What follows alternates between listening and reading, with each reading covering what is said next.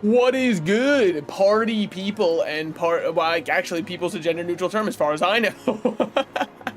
Hope we're all having a lovely and/or luscious Thursday afternoon. Had to check my calendar real quick to make sure I knew what day it was.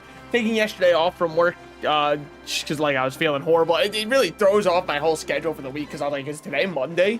Because it had the vibes of it, right? I went from resting and doing nothing to having to actually go into work and get my job done. So I'm a little bit late. I mean, I'm a little bit later than I'd like to be. However, I had to stay a little bit extra late at work to finish up something that a project that I had to make sure I got done. You know how it is when you take a day off. It just means more work for yourself. No, but that's all good now. It's all sorted. I should be fine. I shouldn't get yelled at too hard. You know how it is. You dare get sick? No, I'm kidding. I heard rats are trash animals. What an insane swing to start the... do I look like a piñata to you from down there? Does it look as though you can just swing upon me like that? But yeah, I hope we're all doing good. Let me swap on over. That's not the display capture I meant to give you guys. I hope you enjoyed my Zamchuos wallpaper for half a second. If you did, make sure to smash that like button and hit the subscribe button down below. Dude, today's short, it's getting precisely the like to dislike ratio I thought it would get. Why? Well, because I uploaded the one short where I made a little lighthearted rib at the fact that The Legend of Zelda is named The Legend of Zelda, which, of course, is funny because if you were to tell the legend from Zelda's point of view, it's the worst story of all time. She literally sits in one spot the entire time and nothing happens. I should have known, man. When you make fun of a Nintendo IP, even lightly, they're shooters. It's got more dislikes than likes currently. I can tell you that. You won't be able to see it because YouTube took dislikes out back and shot them. But every time I make any joke that involves a Nintendo IP, bro, the dislikes... they start coming in.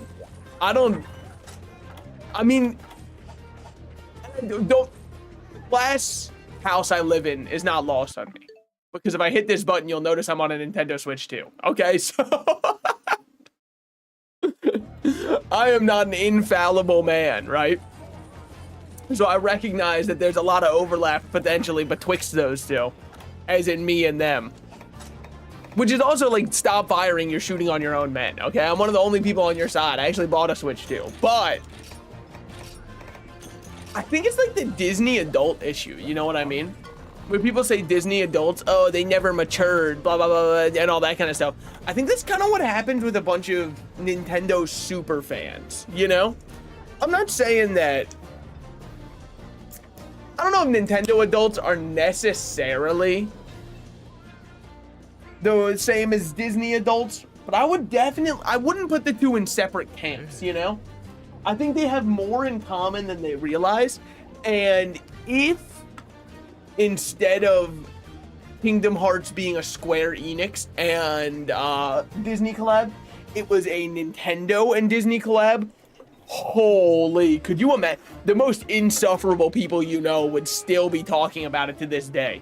I mean, there's a lot of people who still talk about Kingdom Hearts, but I think that's a lot of love for the game, because I'm not gonna lie. I've never played Kingdom Hearts. Maybe I'd change my mind if I played it. From an outsider perspective looking in, Mickey Mouse is a wizard who uses the power of friendship to save people is a funny concept. But I don't know if it makes for a gripping game that I'm like, I gotta go play this one right now. Especially when you listen... the dialogue in the Kingdom Hearts games, every time I hear it, it makes me a little sick knowing that the person who wrote that made more money than I will in my life. But the web extensions for showing dislikes no longer work, no? I think they work on normal videos, but I don't think that they work on shorts. So I don't think you'll be able to see it, because I've never had it pop up my dislikes in a shorts feed. I've had it pop up on normal videos, though. Which that's got to go down in history as one of the dumbest changes they've ever made, right? Like, they've made a lot of dumb changes to YouTube. But the idea of, ooh, let's just not show the dislike bar at all, that's a psychotic change. Because who could possibly be upset that dislikes are being shown? It doesn't make any sense. if somebody makes poor content, I should be able to tell at a glance. I mean, I'm sure I'm beating a dead horse, right? Because, like, anybody remotely reasonable is in the camp of there was no reason to ever remove dislikes. Because what are you gonna... You're looking up a video, it's a scam. You used to just look at the dislikes and see that the dislikes were like 4-to-1 for likes and go, got it. But now you've just kind of got to extrapolate from the views and be like, well, it has 10,000 views, but only 100 likes. That doesn't seem like a good ratio to me, even considering that most people who watch content do not end up clicking that MF like button, despite the creator's best efforts of advertising it 17 times per video. Those greedy viewers. Oh, Plesioth. Oh, Plesioth, my beloved. So get ready for a little bit of a Plesioth fight to start off the stream. What can I say? I really wanted to engage people with the gripping gameplay that makes Monster Hunter Generations Ultimate an all-timer game. And I could think of no fight better than Plesioth to do that with. Now we get to wait for a while for the fish to beach itself. It will shoot a couple more pressure washers at us first. Pressure washer simulator fans love this monster, man. Those kinds of games, I guess it's just like, it's nice to have a mundane task that you can focus on.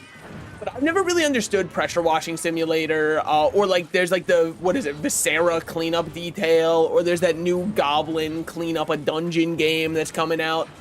Those kinds of games, I just like don't get that much because, and maybe I'm the one who's in the wrong. I'm not trying to say that everything I do is right and everything everybody else does is inherently wrong. By the way, we're gonna get the most heinous shoulder check of all time. No, we're fine. But no, we are. Just feel if I was gonna spend my time playing a game where the point of the game is I can clean something up, you wanna know what else I would like rather do? I would rather just do my chores around the house of cleaning up stuff. Need to escape into the video game fantasy to clean something. I could just clean something. I think it's just that there's a nice monotonous task to chip away at a little bit, right? I mean, I enjoy shiny hunting, which is also completely a waste of time in the Pokemon games, because all it does is give me a different colored Pokemon that, for some Pokemon, they do look pretty sick. But Nintendo's recently, well, I guess the Pokemon company more recently, has had a very big tendency to make them look absolutely horrible for just no reason. Do you want an example of that? All right. Two of the easiest designs to make a sick-looking shiny for, Cerulege and Armarouge, have some of the worst shinies in the game, and it just, like, doesn't really make sense to me. Because if you have a good design, why don't you just change the color palette to something else that looks good? We're not in the mechanical confine days anymore, where some shinies ended up looking horrible just because of the way the color palette had to be limited. You've got colors, I promise you. I mean, if you have an ocean that's triple the size of the game's world running at all time, you can change colors better. I swear it. I believe that was the reason, well, one of the reasons from what I had heard online, that the new Pokemon games, well, new in quotes, because Scarlet and Violet are pretty old at this point, were running really poorly, was, because apparently they had like an ocean that was triple the size of the normal world's boundaries that was just running at all time. Same, I don't play Monster Hunter because I'd rather go hunt monsters in my backyard. Yeah, exactly. There's this whole website, Bad Dragon, it's all about hunting monsters, I think. Because they always have like these trophies that are somehow related to monsters that you can buy. I mean, it seems like it's like a horn for all of them or something. I'm not really certain, but it does seem like it's quite the trophy to own. But, you know, I mean, like, look, I understand playing your monotonous task games, but at the same time, if you want to play a monotonous task game, why don't you just play like Stardew? That one gives you 30 monotonous tasks to do every single in-game day. And sorry, hold on. I was about to be a little bit of a Stardew hater. I'm not a huge Stardew hater, by the way. I don't despise the game or anything. However, I do think it's a little bit overglazed.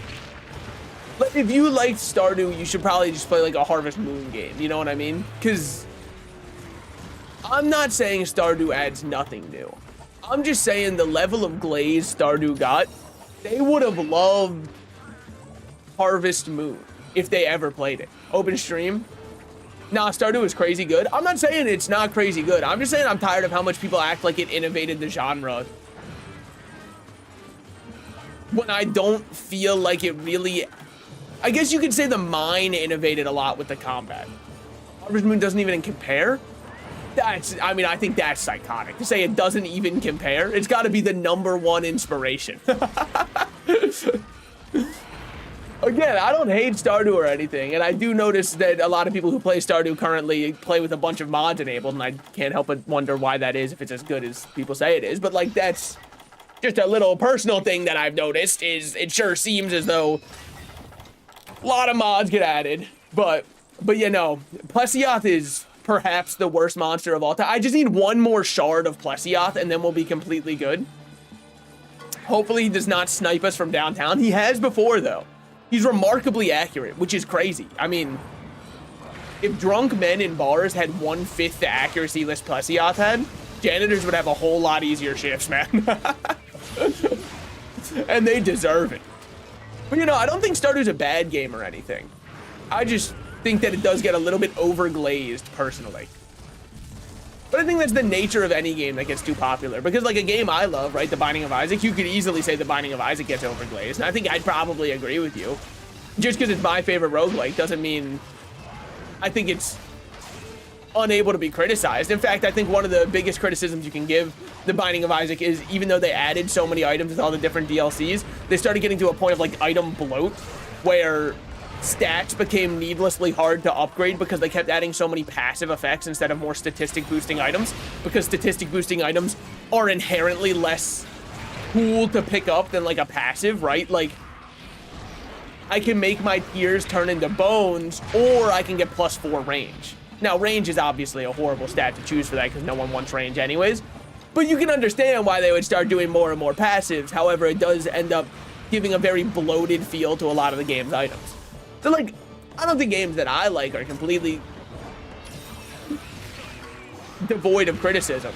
I think the idea... Now, part of my little bit of I'm tired of Stardew isn't fair to Stardew. What is it?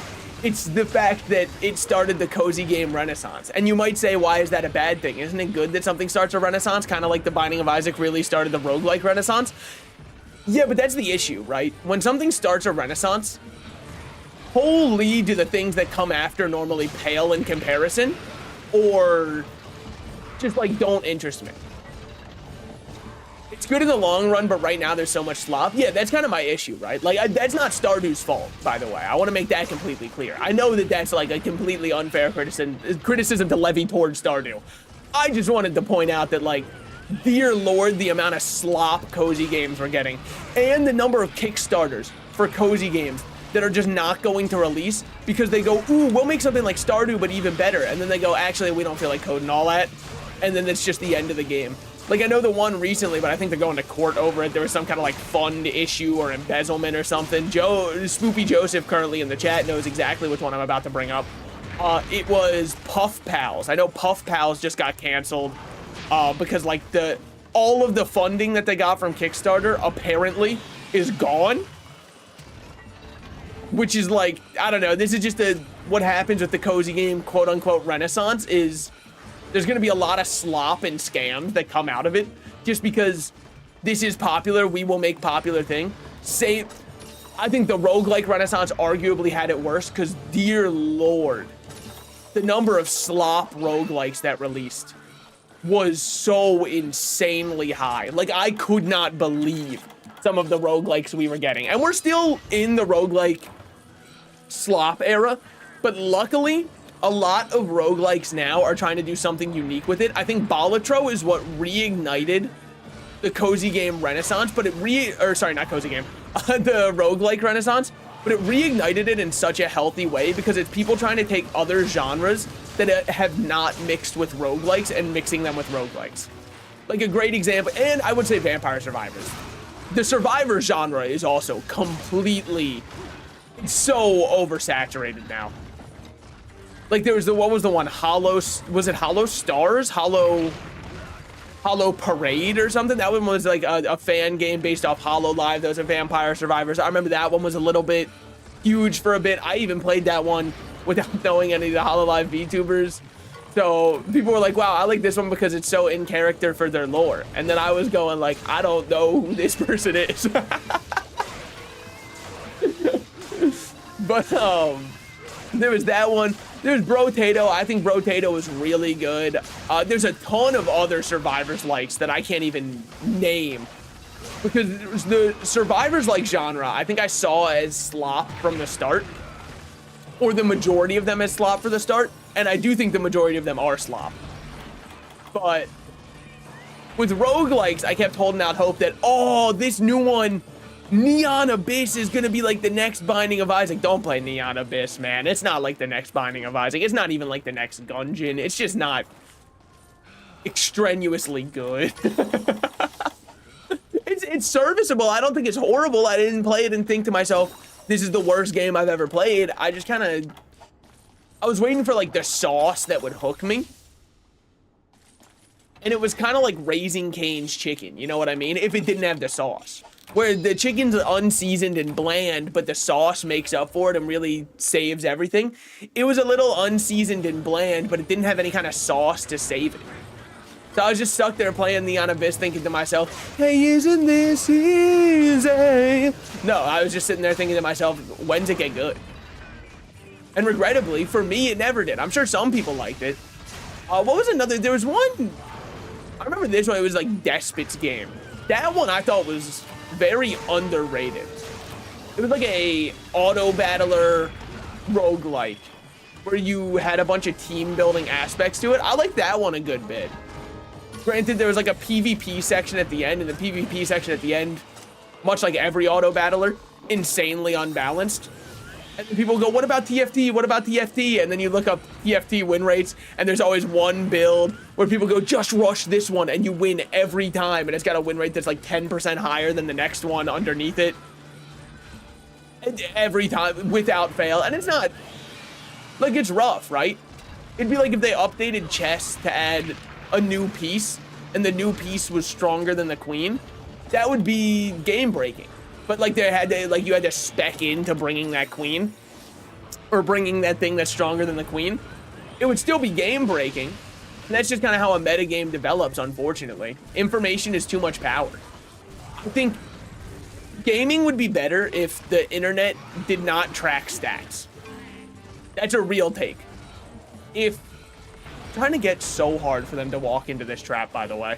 They know 100%. How's everyone doing today? I'm doing good. I hope you're doing good as well. But like, if stats were not as tracked as they are, I think gaming would honestly have such a renaissance of online games being fun again. Just like, so much joy would be gleamed from it again, right? Because you even see it in a game like Dead by Daylight. Dead by Daylight is hide and seek for adults, right? People look up, what is the best build? Who should I play? How do I win as killer every time? What kind of perks should I be running as this killer? Bro, you're playing hide and seek. You're metagaming hide and seek. Who are you? Are you that one dude from the Disney show Recess? I can't remember his name right now, but you know the one I'm talking about, the little snitch kid. You have to be him. Randall. That's his name. Unless you are looking precisely like Randall from Recess, you should not be looking up how to metagame hide and seek. I don't think it's good for your mental health. It's okay to just lose at a game.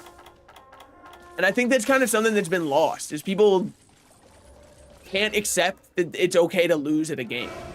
If you won a game 100% of the time you played it, why are you even bothering to play? What do you only glean dopamine from getting victories? If so, just play like Cookie Clicker, man. Guess what? You'll get infinite dopamine hack because you can't lose. You'll be fine. Just play idle games, play gacha games, and swipe your credit card, and then you'll win every single time. And then you can't be upset. This post brought to you by, hey guys, guess who swiped a little bit too much last night and got Kita-san Black? This guy.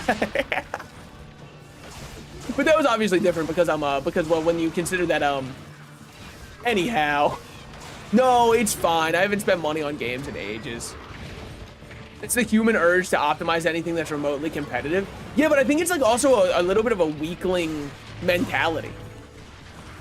Well, you and Joe are on a solid luck streak. My luck's been horrible in Uma Musume. It's been good in everything else. It's been horrible in Uma Musume.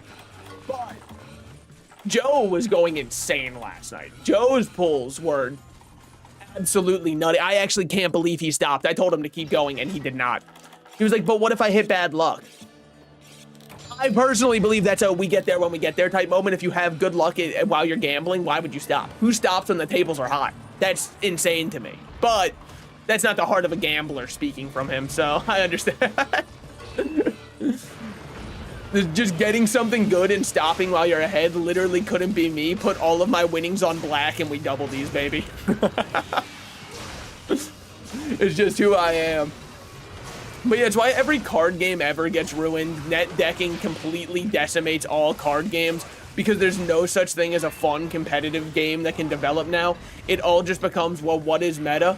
Ooh, I know. What if I played Vivi in Magic the Gathering for Standard? Yeah, what if, man? Get in line. You and the 999 other Buzz Lightyear action figures on the shelf, brother. You're not unique, okay? I just want you to know it. It's fine. If you want a net deck in a game, I think it's fine. Like, whatever makes you enjoy the game, sure. But then don't complain when the game you enjoy dies and there's no new players. Because people like you net decking is what ruins it for newcomers. I do have a theory, though. I want to know if you guys agree with it and think it's true.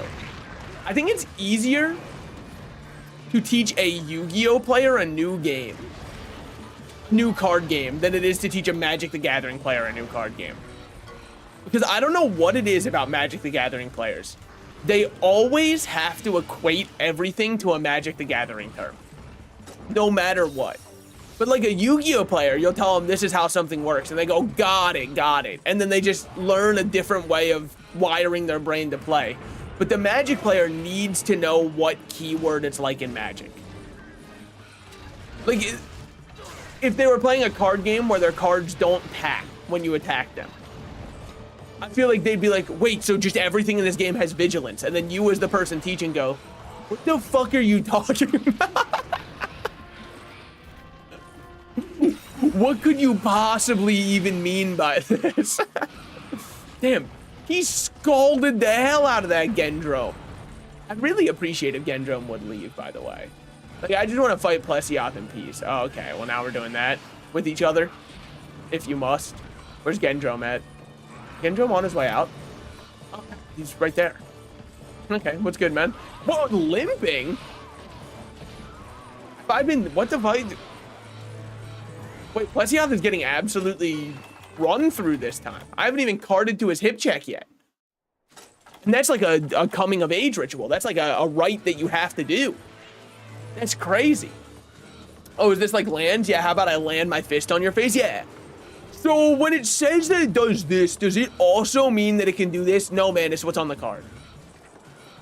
Also, I do think that Yu-Gi-Oh players are good at learning other card games compared to Magic players because Yu-Gi-Oh cards might be the most pedantic cards in the universe, man.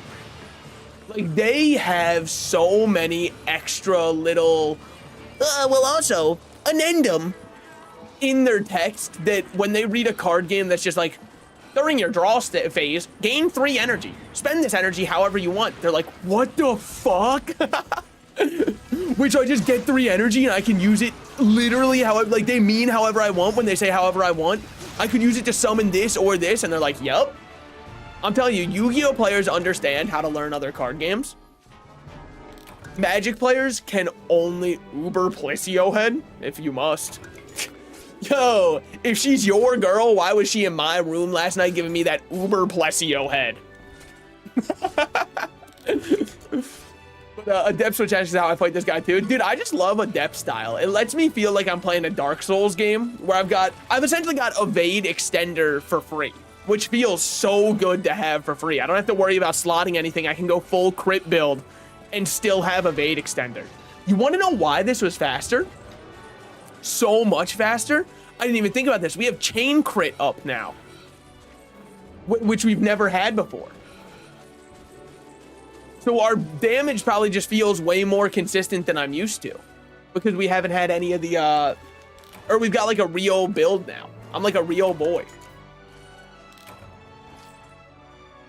Sorry, I'm Pinocchio posting. Yu-Gi-Oh cards require a microscope to read with how much text they have. Yes, but that is why I think a Yu-Gi-Oh player is the perfect person to teach another game to. And Yu-Gi-Oh players, I don't know if it's just my personal experience, they never assume anything in another game is ever like Yu-Gi-Oh. If they read that they can summon something in the game, they will not think to themselves, oh, this is just like my normal summon phase in Yu-Gi-Oh. They'll be like, got it. So summoning is the keyword they use to put a monster into play in this game. I understand.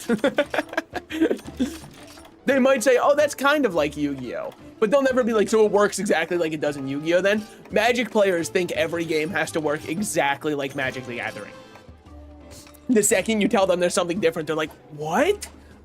Like, if you even try to teach them something simple, like the Pokemon card game, a game made for infants and children, you would say all you have to do on your turn is you can take an energy and attach it to your Pokemon. And this, once they have enough energies, they can use their attack. And the Yu-Gi-Oh, and the Magic player would be like, so you're telling me once they die, I lose my lands? They like can de-ramp me? That doesn't seem right. Oh man, when we get the full grout fit, dude, we're gonna look so sick. That's gonna look so sick. So where does a man per chance get piercing claws, would one think? I just had the game of all time. That shit was wild. You're just not gonna share with the class. That's okay. That's fine. Dude, I just had the most delicious food of all time. You around, guys? But Yu-Gi-Oh players are easier to teach because they can read. That sums it up. Yeah. Well, because if you'll allow me to get on a little bit of like a fuck Magic the Gathering soapbox for a second. Magic players love to say, reading the card explains the card. Those exact same people will then turn around and go, oh yeah, this is a keyword that isn't explained on there. That is the most aggravating shit of all time. And it happens consistently in Magic the Gathering. I don't think any other game expects you to have as much background knowledge to play as Magic the Gathering. And then they add, you're telling me in your heart of hearts that you at a glance will look at a Magic card that says Delve, Discover, Explore and tell yourself, yes, I know exactly what I will be doing with this one. When you enter into your first combat phase, or when you enter your pre-combat main phase, every gnome you own explores. And then you're telling me with a straight face, when that's all it says on the card, somebody will know what that means. Let's be real with each other here.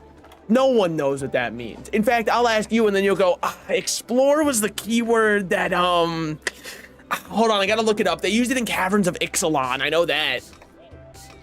It's fucked up. It's a fucked up. And now why did I pick Caverns of Ixalan ones? Those ones might be a little fresh in your mind, I won't lie, if you play Magic the Gathering. Do I have like the Woodsman so I don't break as much stuff? I'm just trying to get charms here, by the way, while we're going out. Because we'll also go kill some crabs. Oh wait, when you said the game of all time, were you talking Marvel Rivals? Because that was what I assumed.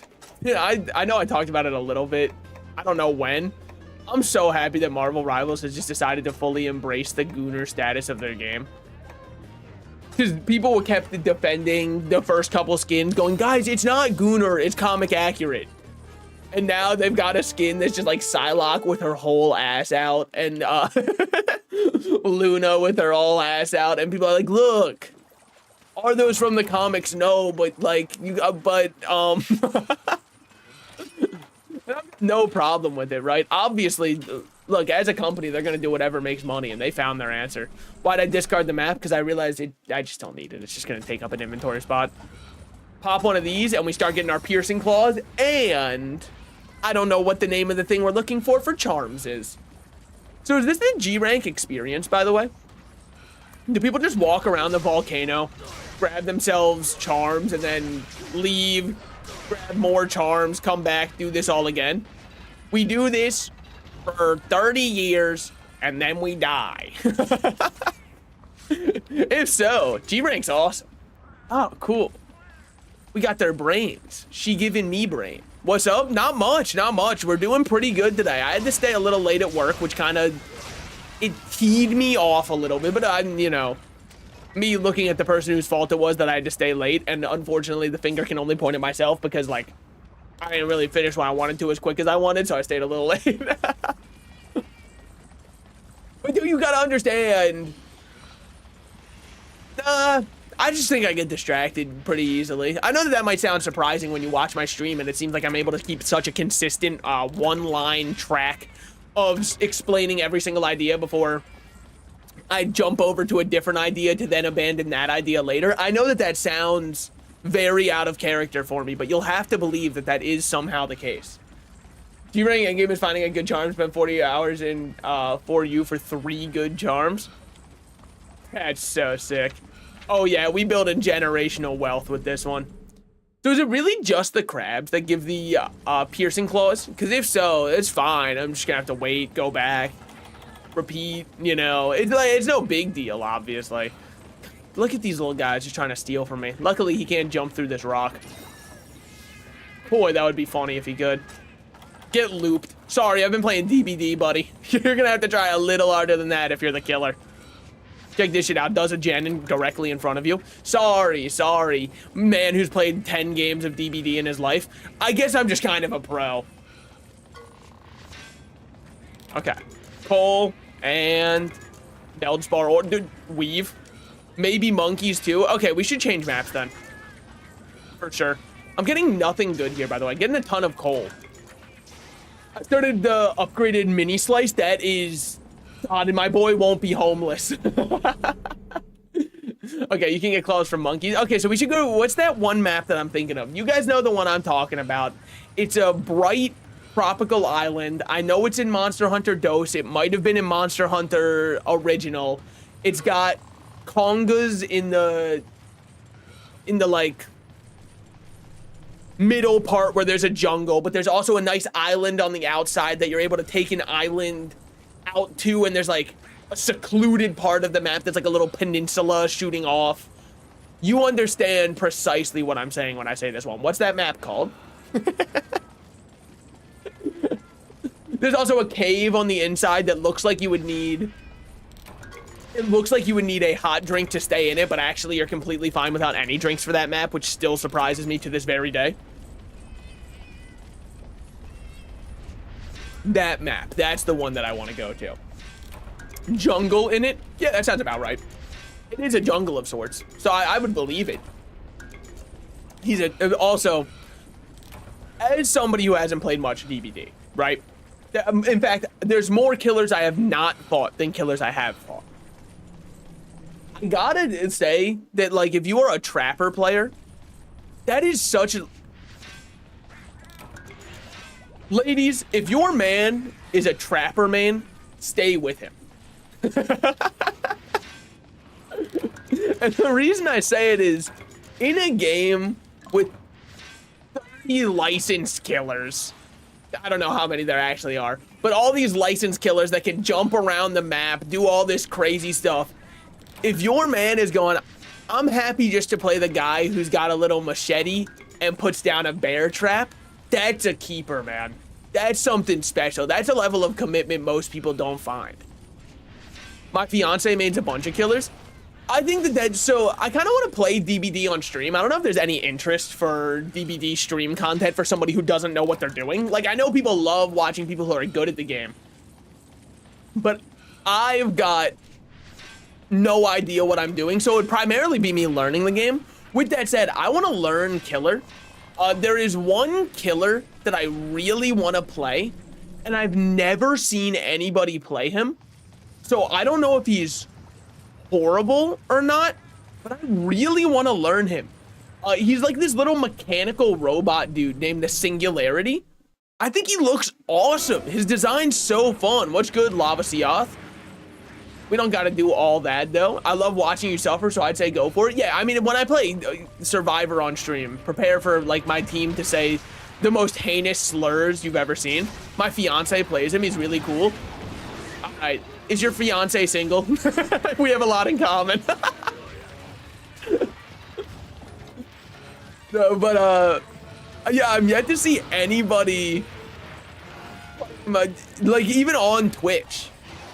The ones that I see people play a ton, I see a ton of people play Ghoul. I see a ton of people play Wesker. Sorry, I think Wesker's name is something different in game, but he's Wesker from Resident Evil. I think he's called like the Master or something. It's like a very charged name or something like that. But I know a lot of people play Wesker, and I also know a lot more people who play Dead by Daylight want to get choke slammed by Wesker. Any comment on that? They've asked me not to speak. They've said if I speak, I'll be in big trouble, so they've asked me not to speak on that one, okay? Look, I think... Oh, he's speaking anyways. Someone cut his mic, cut his mic. I think that there is something to me that I've never really been able to understand in my mind, which is the relationship between sex and horror. I'm sure you've noticed it, because I'd like to think most people who watch me are somewhat smart.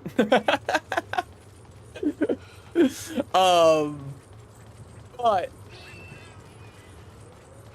I just don't understand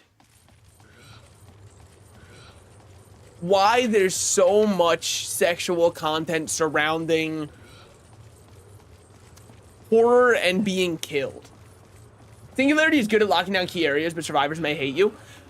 What I've learned from the unofficial rulebook of the community of Dead by Daylight is if a killer breathes, he's done something that's violated the code of conduct and thus deserves to have somebody in all chat say, I hope your family gets ... because how dare he play the game. But if a survivor runs like a map offering and also brings a flashlight that's fully kitted out, stuns you 24/7, doesn't let you play the game, well, that's a good survivor, so you have to give it up to them because they're really good at playing. But you dared look at them wrong as killer, so honestly, we might just have to kill you with a hammer for that. I guess people want to be horrified and horny. Yeah, but I guess it's just like, how long would you last? And I mean this in both sentences or senses of the word. Because for as much as you could be like, oh, hell yeah, Wesker, you're also about to get infected with the T virus, brother. It's over for you. Like, he's gonna choke slam you into a wall, and also now you have... Oh, you're worried that he wasn't clean? I'm telling you right now, he was beyond not clean. The level of age you have now from the T virus is something that modern medicine could never hope to cure. So you've just gotta pack it up at that point. It's over for you. But yeah, I really don't know the basics to playing killer at all. As a survivor, I can tell you right now, I'm pretty decent at pallet drops. My looping skills are horrible. But I'm good about knowing when I should pre-drop a pallet or when I should stun the killer just based off of like a vibe thus far. But I'm also in very low MMR games, so I'm not gonna act like I'm over here giga reading, like not like Lelouch Code Geass sitting back. These foolish killers. They don't even realize who they're up against. No, it's probably like they're doing very obvious things, so it's very obvious for me to dodge them. But I'm at least decent at that. Granted, I don't know the perks that exist in the game, and that has come to harm me very viscerally. Because I was fighting this one guy. He was playing Leatherface. I'm gonna call the IP killers by their IP killer name. I don't know. Because like Michael Myers, I think it's Michael Myers, who they call the Shape. I can't remember. They have dumb names for whatever their the is. Sometimes. Other ones make a lot of sense, right? Like the animatronic. You guys aren't going to believe it. That one's actually Springtrap. So sometimes they really hit out of the park, okay? But please don't still be here, Lava Seoth. You're such a fucking asshole. All I want to do is get crabs, man. And I'm not talking STDs. If I remember right, the shape was actually Myers' original name. No, yeah. So they are all in relation to what their role or official names are. It's just that that's not the name that most, for example, when I say the Executioner, if you haven't played Silent Hill, you probably don't realize I'm talking about Pyramid Head. But it is, in lore, it makes sense to call them the Executioner. So all of their names come from something like that. For example, like Tokyo Ghoul, they named the killer the Ghoul because there's really nothing else you can pull from the source material. They're just a ghoul from Tokyo. So for some of the other ones, like I can't remember. Oh yeah, they call Pinhead the Cenobite, which is, I don't really remember Hellraiser. I never saw it because it came out like 1980s or something like that, 1990. It came out before my time, okay? If something came out before I was in the womb, it doesn't exist. Unfortunately, I was born in 2001, so I'll take the loss on that one, guys. I'm the reason it happened. I gotta say it, all right? Like, if I wasn't born, it wouldn't have happened. My fault. I made it real. I manifested it. Any kind of event you're thinking of in 2001.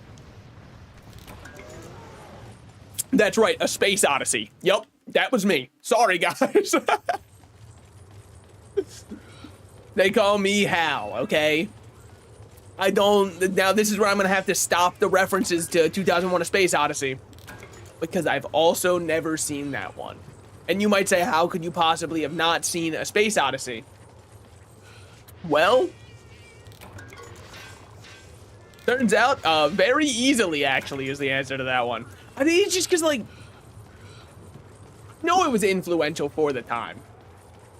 But what is there for a modern audience in A Space Odyssey right now? I'd play that good. No offense to the killers I fight. I can tell they're new like I am. Because some of the ways that I loop people, I'm like, this shouldn't work. You should just hold the W key and catch up to me.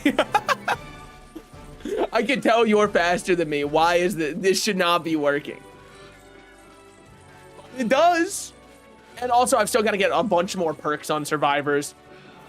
I'm already a scumbag. I know. I run Unbreakable. But you got to understand, I only have the starter survivors. I don't really have the best choices. So I use like Sprint Burst and Unbreakable because they're like the only two really good ones that I have right now.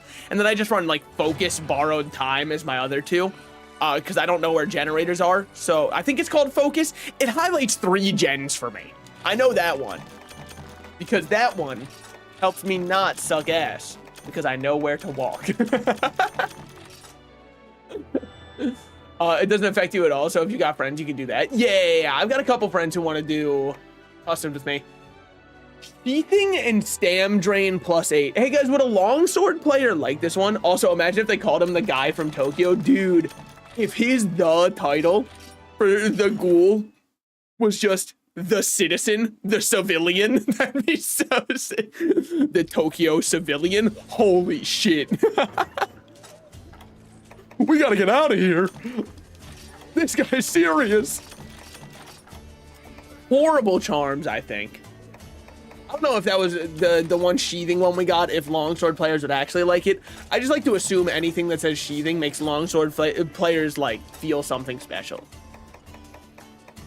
It's the only time they feel anything other than pure rage towards their teammates. Sorry. I've been sliced a few too many times. There is another weapon in this game that I do kind of feel like playing, but like I don't want to swap it up now because we've been here for so long.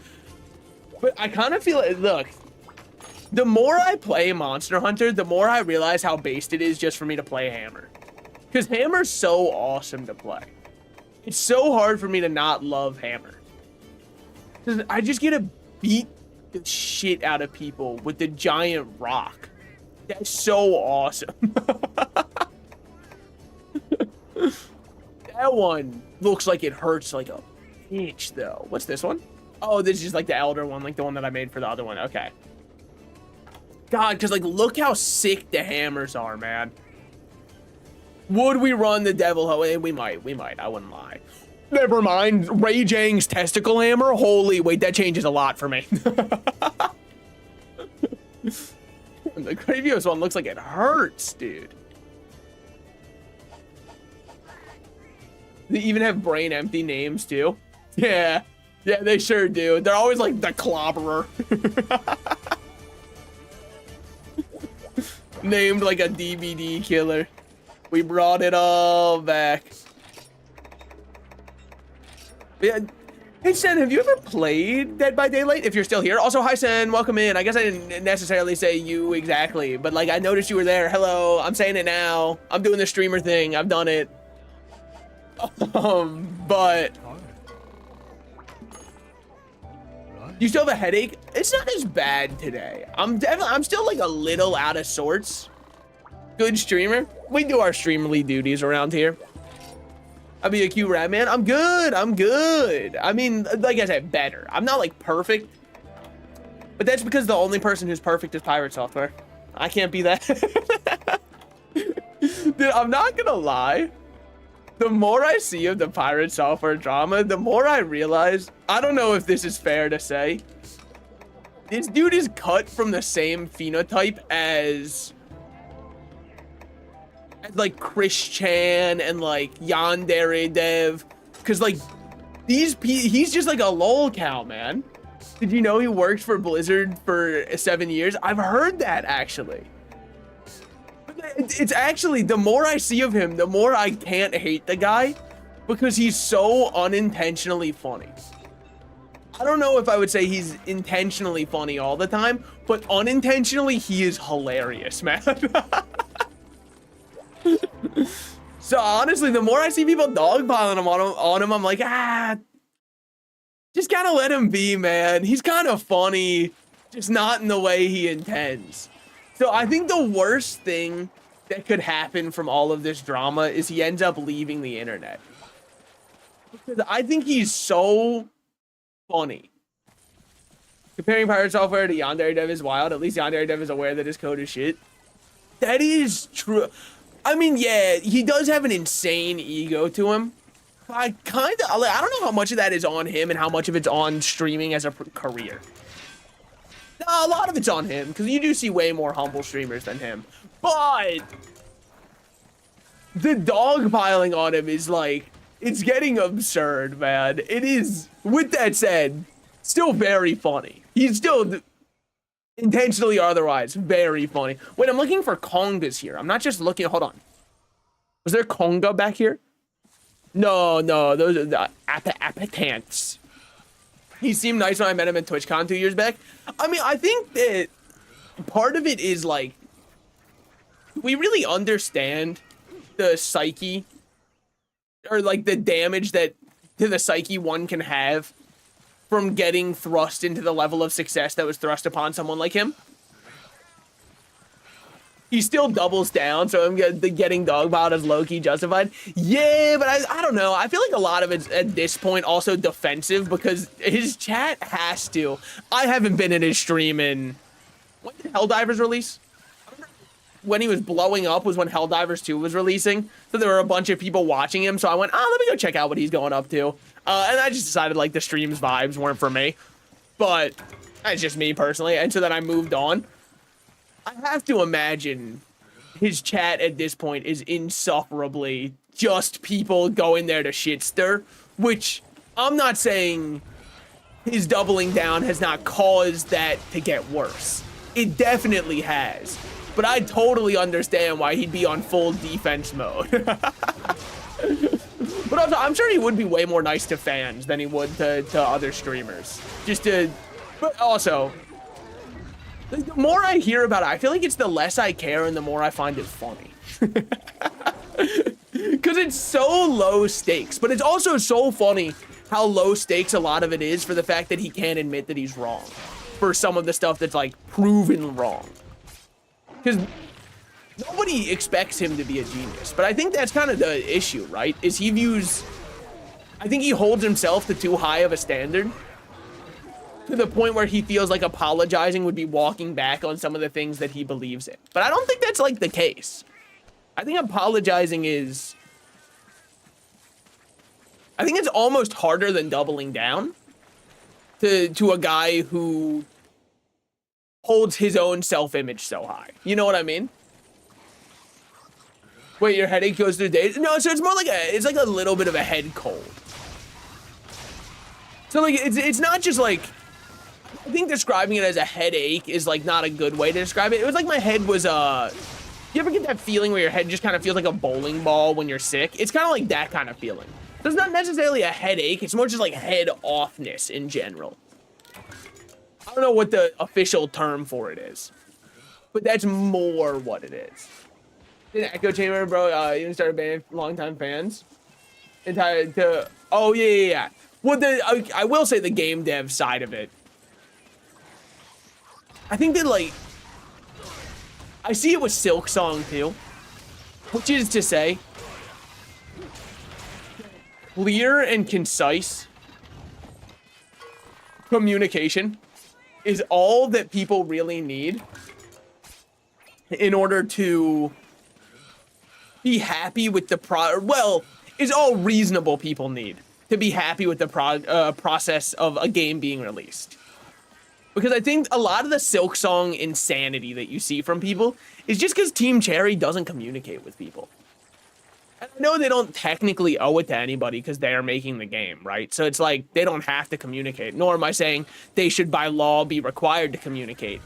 I think that if your game is kickstarted, which is the case for Pirate Software's game, but it's not the case for Silksong as far as I know. I'm pretty sure they didn't do any kind of Kickstarter or anything. They could have just squeezed money out of people before it was ready, but because people happily would have. But I think if your game is kickstarted, you kind of do owe more of a dev cycle on what's actually happening. And you could say that like he does the month or the bi-monthly or whatever it is updates, but I decided to check on Steam how that was going. It's kind of shady because he has promised Chapter 3 is like 98% complete 2.5 years ago, and Chapter 3 isn't out yet, which is I mean, it might be the best 2% of all time. It might be the 2% they make the milk out of. So for all I know, and again, at the end of the day, like, I'm not the one who has to develop the game. So I'm not saying game development's an easy job. It's a very hard one, dare I say. Especially because, I mean, like, it's so weird, right? Because game development, in a sense, is typing code to trick a computer into making art. Which is really... It's, like, very surreal to think about the fact that, like, all of this was coded by a dude. You know what I mean? Or a gender-neutral term for dude, which I don't know if it exists yet. And I know some people say dude's gender-neutral, and then they get weird when I say dude wanna fuck. It's like, dude, you gotta understand, I'm saying it that way because it's gender-neutral. So now, I'm not technically gay if we have sex because I called you a dude. So it's like, we don't really know. We're in a little bit of a... I diagnosed you with stage 4 malignancy. I'm kind of... Can I get a second opinion? Can I do the U.S. healthcare classic of I don't like this doctor, let me go pay for a different one? Speaking of, dude, I got a pop-up on my phone from my healthcare provider. They had sent me an email where they said, hey, full legal name, are you interested, or sorry, is anxiety really getting to you during this trying times in the U.S.? Don't worry, we've got just the solution for you. Talk with one of our therapists for a low out-of-pocket payment. And I was like, what do you mean low out-of-pocket, man? Why are you sending me a pop-up ad for therapy where I'm gonna have to pay out-of-pocket anyways while paying for healthcare? I'm not doing it. I'm not going there. If you were like, talk with one of our free therapists, I still don't think I would because I don't really know what I'd have to talk about. I kind of just like say everything that's on my mind the second I click the go live button, as a healthy person does. Is one of my balls bigger than the other? Sorry, just something that came to mind. Oh, trust me, you don't have to talk to me about his code base. I have seen videos of people going over it, and look, I don't like to brag. It's not even that I don't like to brag. It's that I don't consider myself one. I have made three and a half, I guess, games on itch.io that are incomplete games, by the way. They were all made for game jams, so I don't really count them as like games. I put games in quote. because I really enjoy doing game jams, but I don't know how much I could actually ever lock in to do an entire game jam, or sorry, an entire actual video game. I wouldn't consider myself to be like a game developer because I've never really developed a full game. You know what I mean? I've done the equivalent of Flash games plus that I make within one weekend. I haven't done one in a while though. I kind of miss them. I should check. The only times I do them is when there are themes that are really speaking to me. Like if I have an idea that I want to create, I do one. I don't just do a game jam because I'm like, well, I guess it's coming up. I never place that well either because I'm not that good at making games. But trust me, I understand. A lot of the code's issues are, there's optimization for sure. Like I know the lighting system was really bad. But I think it's also a lot of it is, I can't remember the exact term for it, but there's a specific term when the style of coding you have is very hard to go back to because it creates more work for you to have to decipher what each part is doing before you're allowed to work on the parts that matters. And that's kind of where I think there's a lot of an issue for him working on it. Because like, it does suck to go back and do that, but it's also, like I was saying earlier when I had to stay late at work, whose finger can you point at? Yourself. You know what I mean? It sucks to self-actualize, though. People don't like reflecting. People will sooner blame you for not cloak and dagger ulting than they would blame themselves for being in the worst positioning of all time. Thanks will be technical debt. Yeah. I think there's another term for what I was thinking of, but yes, technical debt.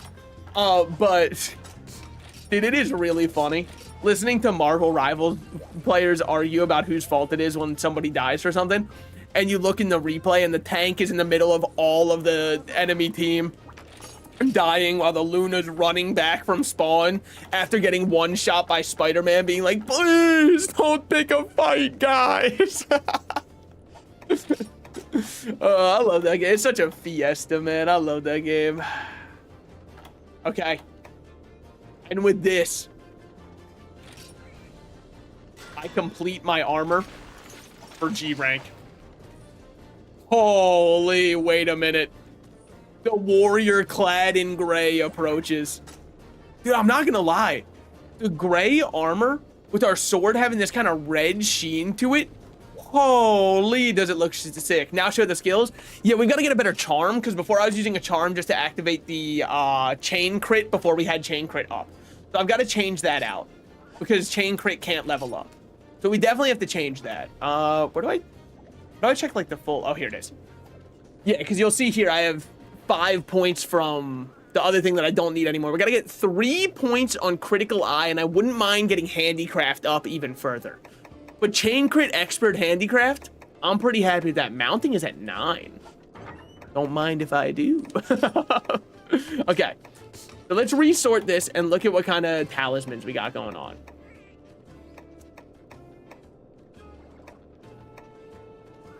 I could use Spirit and Drill Tusk X. Shit. Get any talisman with 3 slots? Yeah, that's what I was looking at for this one. I was looking at that one or the Guard and Prolong SP, but I don't think either of those matter because we're not going to get to a good point with them. Spirit and Chance. I'm looking at the other triple charms I've got to see if there's anything that can actually help us out. Like Sheath Sharpen, I mean, that's kind of cool. Not going to help us, but kind of a cool one. Stam Drain, Vault, Ammo Saver, Potential, Charmer, Fencing. Dude, ugh. Rough world. I'll take even 1 point, sure. I don't think these are going to have 3 slots.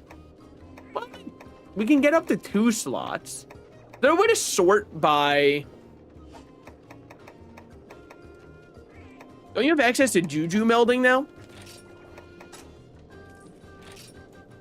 When I was a kid, they put on Tack and the Power of Juju on Nickelodeon. Kind of would change the channel when it was on, if that helps. I'm offering you Juju and Yuju. Juju melding. Use 3 talismans to create some time-worn and enduring talismans. I think I'm going to be using my ass cheeks ones. I don't need this mounting talisman anymore. It served us well while we had it, but I think we're past the idea of just going, oh boy, anti-theft. You know what I mean? Like, I'm down to just dump all of these. Even like the expert +4, I might not be down to drop because like we might just use that for now. 900 charms and 0 usable ones. You know how it is. Then fabled melding is endgame. You're trying to tell me that I just threw everything into something that wasn't the endgame one? I'm pretty sure that I got the endgame one actually. Yeah, we really don't have any good ones.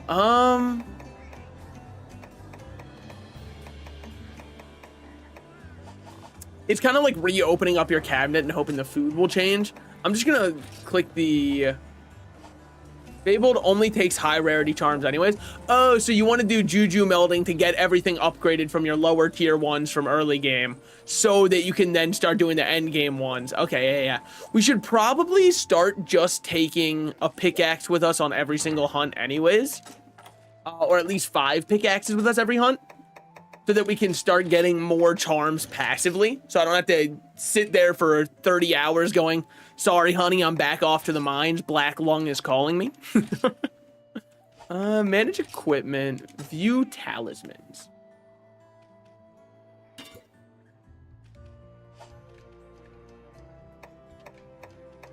Why would I ever sell talisman?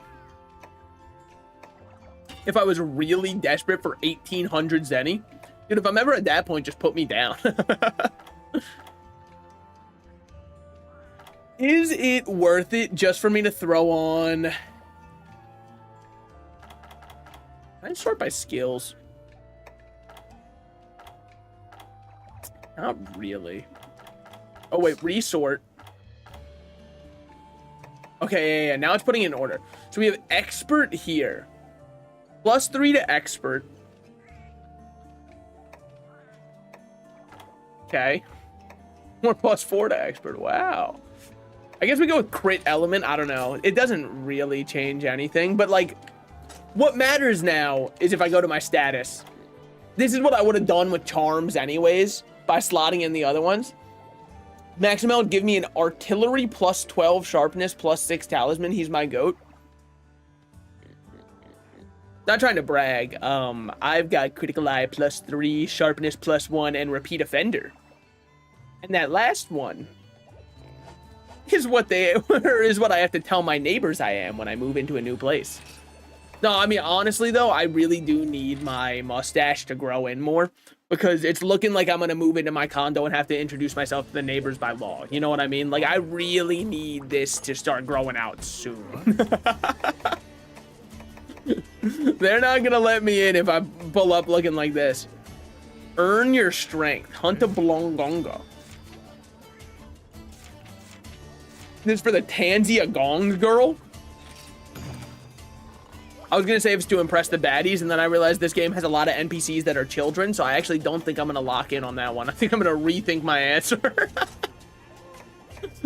I'm going to take this time to consider other options for what I could say. And still lock in the first one. I don't know. I guess weakener. Sure. Give me the bitch made one. Meal was almost mystical. Sure was. Now, if we're fighting a Blongongo, I'm going to make a bold prediction and take a couple hot drinks with me. I know that that's not a popular option. I know most people would probably assume he's not going to be in the ice place. That's the kind of difference between me and a hunter who has 4 hours on the game. I've played for longer. I don't remember what my children's faces look like because I've been hunting monsters for too long.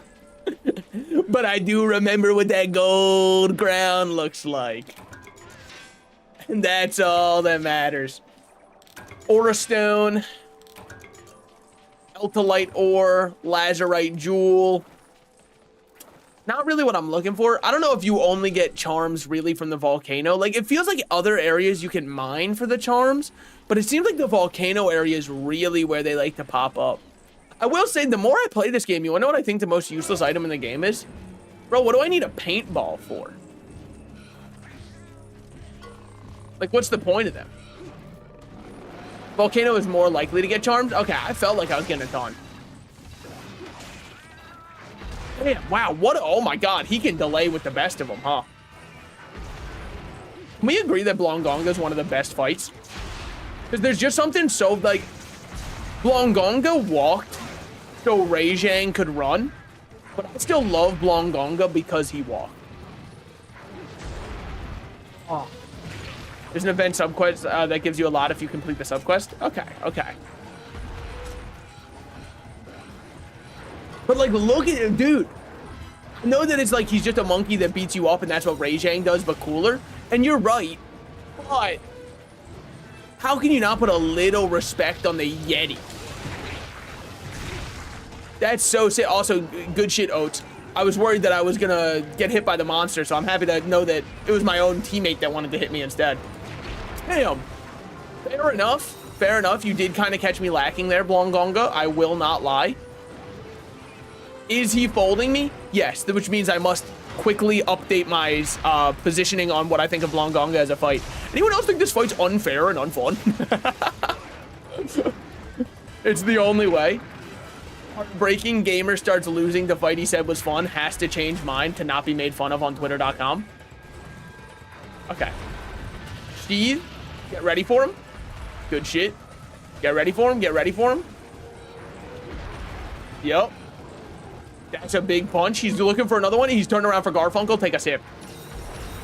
Premium sip opportunities. Run past. Yeah. He slams the ground. Now that he's slammed, we can go in and get a couple free hits. Ignore the little baby Blongos, get hit by one of them and say this game's not fair. Or get hit by the giant one. Either or. All right. Be ready. He might do another. Yeah. This is why I said be ready. Woo! Okay. Damn. It is not that serious, Blongonga. He does gotta have a bald egghead, though, huh? You remember that one SNL movie, what was it, Coneheads? I'm not saying he is one, because he would beat me for saying that. I'm just saying that he would not look out of place in the movie. Like, if they came home with a Blongonga as a pet, people would go, yeah, that adds up. Oh, man. He almost flattened me like a bug, dude. Dear Lord. We're fine, though. We're fine. Dude, this fight is hard. I gotta actually focus on it. Wait, I'm so used to fighting the crabs where I don't have to think at all. Granted, it is way more fun, man. The fights that are high-paced or fast-paced are so fun. Slow fights, I mean, they put me to sleep, unfortunately. But, like, there's also a happy medium, right? Because Kieran is technically a fast fight, but Kieran's a boring fast fight. Because all Kieran does is run around. Blongonga's fun because he's fast, but also just kind of beats the shit out of you. So there's none of that waiting stuff, you know? I do think he might be one of the... I'm not really 100% sure. I guess I'm not an expert on it. But I guess, isn't that the point of the internet, to give your opinion like you are an expert when you aren't? He might be one of the most, like, power-crept monsters. And what I mean is, he was, like, a threat in the older games. You know what I mean? Like, they went, look out for Blongonga. That's the king of the mountain you're fighting. He's just kind of like a dude. Why am I sheathing here? Because I knew it would work perfectly. Because I read into the code and saw exactly what pixels I had to stand on. Starring Adam Sandler and, of course, I almost said Kevin Spacey. I don't think it was Kevin Spacey, actually. I wasn't big on Q*bert lore before the Adam Sandler movie Pixels.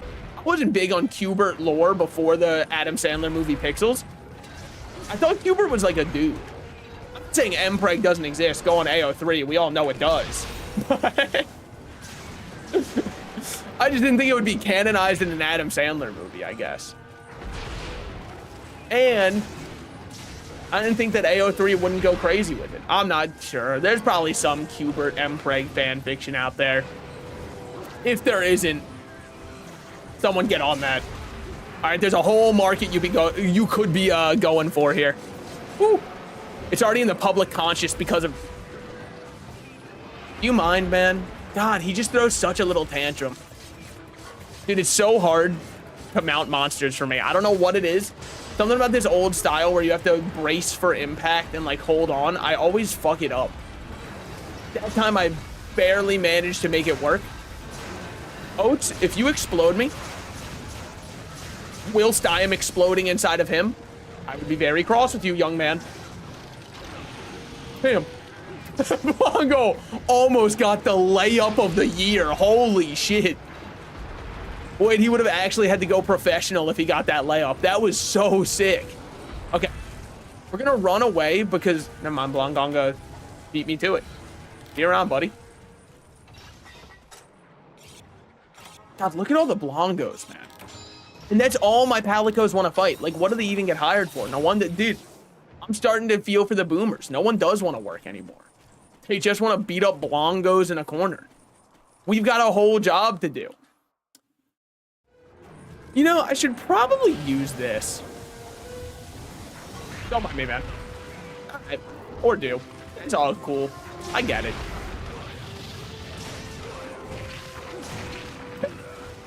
Do not slap me back to next area. Okay. Okay. Because that swipe, dude. Sorry. Hey, I'd like to apologize for the actions that I had there. That was out of line. I shouldn't have said all that. Oh, that was just a normal roar. I thought he was gonna do the smash down attack in front of him.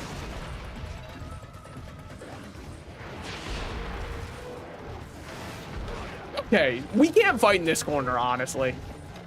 Blongonga, may I ask you to come with me for a moment? If not, I'll just sip one of these over here and you won't punch me, right? All right, fair enough. Simple email would have sufficed, but I suppose that's too much. Can't be cordial with everybody nowadays.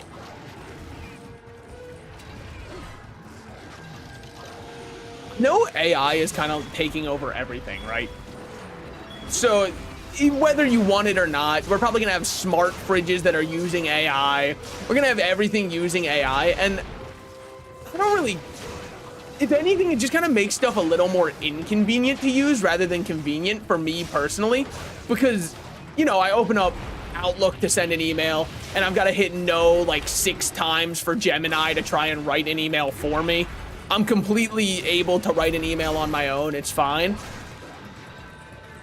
With that said, I do think one use that we should be studying is potentially using AI on microwaves, because if anybody puts something in the microwave for over 5 minutes on like full power, it should automatically conduct a wellness check on them, because what are they possibly microwaving for that long?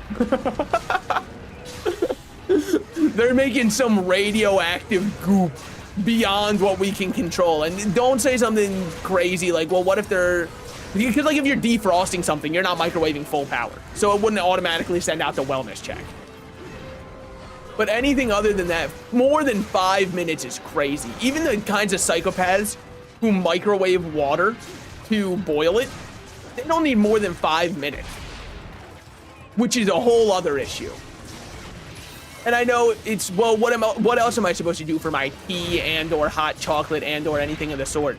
Like literally, but like the answer, you're not gonna like it. It's literally anything else. There's so many ways to boil water. I don't think you have to go for the least efficient one you can. All right, let's hope they pull aggro. If not, I'm waiting. We're chilling. Because he will pop up soon. There it is. Oh, I thought he was about to do a big layup punch. No, that's the layup punch. And then it might go into a second one. But his second one's at a weird angle, so we're chilling. I need one more sip in. This is a perfect opportunity. He always misses those. And then you run forward. Now, I do need to, regrettably, sharpen up. Woo. Okay, let's see. Is the sparkly over here? It's not. What would he do if a fellow were to go through here and just sharpen real quick? How could he stop me? And the answer is he'd have no way. Okay, well, no, he has a way. It's just leave the map. Got it. Isn't there like a dead Kushala Daora here? Is that who you are? Actually, just can't even tell who you are. Is this supposed to be Kushala? I mean, they gave me a time warp. Oh, I got a Kazu whelp. A Kazu whelp bit the line. Why would I want that? And a decayed scale X2. Yeah, you're out of here, man. I do not care about you. Okay. If he was limping, which I didn't get to see if he was at the end, he went back to his nest where he's gonna sleep up. There's also another hidden technique. Okay. He did not. He did not go back to his nest. He's just waiting. What is this? Just like a snowball? Or is it a stone? A whetstone, I'm thinking. Do you fucking mind? Who do they think they are, dude? All right. He's noticed me. I will not be activating Demon Riot. Place your parlays right now. Does Salted Slices, for the entirety of the hunt, ever activate Demon Riot? If you know the answer, put it in the comments down below. The answer, the correct answer, was he will not. I tried to use it once and he stopped me. And so ever since then, I've decided all bets are off. We're just throwing hands. Which is fair, right? He's not using any arts. So it's not fair that I get to. Okay, there's no way you're leaving him. Oh, Nganga leaving areas is so funny, man. He really does just hit the, all right, I'm gonna head out. That's crazy. I mean, how does he hop like that? No wonder he was so feared on these mountains. Sorry, boys, your parlay is over. Demon Riot activated. I'm entering Emperor time. That's right, it's a little Hunter x Hunter reference. With the new game releasing to 200 plus players on Steam. The new AAA fighting game based off Hunter x Hunter being able to barely crest 200. That's how you know Hunter x Hunter's so back, man. Also, before anybody says, well, I can't believe Hunter x Hunter's that unpopular. I don't think it's not Hunter x Hunter. It is specifically this game. This game might be one of the worst, like, if you guys remember that JJK game, Cursed Clash, this game actually, it looks like the devs of Cursed Clash were given less budget and told to make a game. I don't allow you to leave. I disallow it. I disallow it. All right, well, you know, guess he doesn't really care much for my opinion. You're out, Blanco. God, look at him fly. So elegant. Holy shit, he really is beauty. He really is grace. What about the two? Oh, there's like climbing points when you zoom in. Okay, okay. I thought they were trying to say there were sub-zones there, and I was like, no. Oh. What the? But you were limping, bro. What are you doing here? No, no, no. I don't let that happen. I claim no negative energy. Longonga cannot hurt me. I claim no energy. Ah, fuck. Okay, maybe I won't be stuck doing the animation. Actually, so kind of you to help me out by beating up half of my health. I don't know what he's up to. Oh, he's digging under and then he pops back up. Yep. That is a cool attack. I don't remember him doing that until G rank, but maybe I just never saw it before now. Now, this is where I reveal the plot twist. We are farming Blongonga's armor. Really funny. I don't even know what he does. He's probably got like hold resistance 4 or some shit like that. And I hate how useless they make so many of the armor sets. I understand not every armor set can be meta. And like, it sucks, but that's just kind of the way it is. Yo. Okay, fine. Don't tell me again. That's fine. And it sucks, but like, yeah, that's just how it's gonna have to be. But I do wish that had slightly more options. Also, I know where he is. He's in that one cave, but I can't remember what area number it is. So I figured 2 might connect because it connects back down to the caves over here. I could mine those. Do I really need elitite ore? Yeah, there we go. It does connect to the caves from the top ropes. Longonga, good night. That fucking missed horribly. God, society, if that shit actually hit, that would have been so hype, man. Woo! Okay. I don't know if you can dodge, because you can perfect dodge a lot of weird things. I don't know if you can perfect dodge Blongonga's, or sorry, you can perfect dodge Tremors to not get hit by those. Or if you just kind of got to eat that if you're not dodging the attack itself. Leather Beast Pelt. Been looking for one of those. Massive Bone. Already got one, man. Blongonga Fur. All right. The monkey has been filled.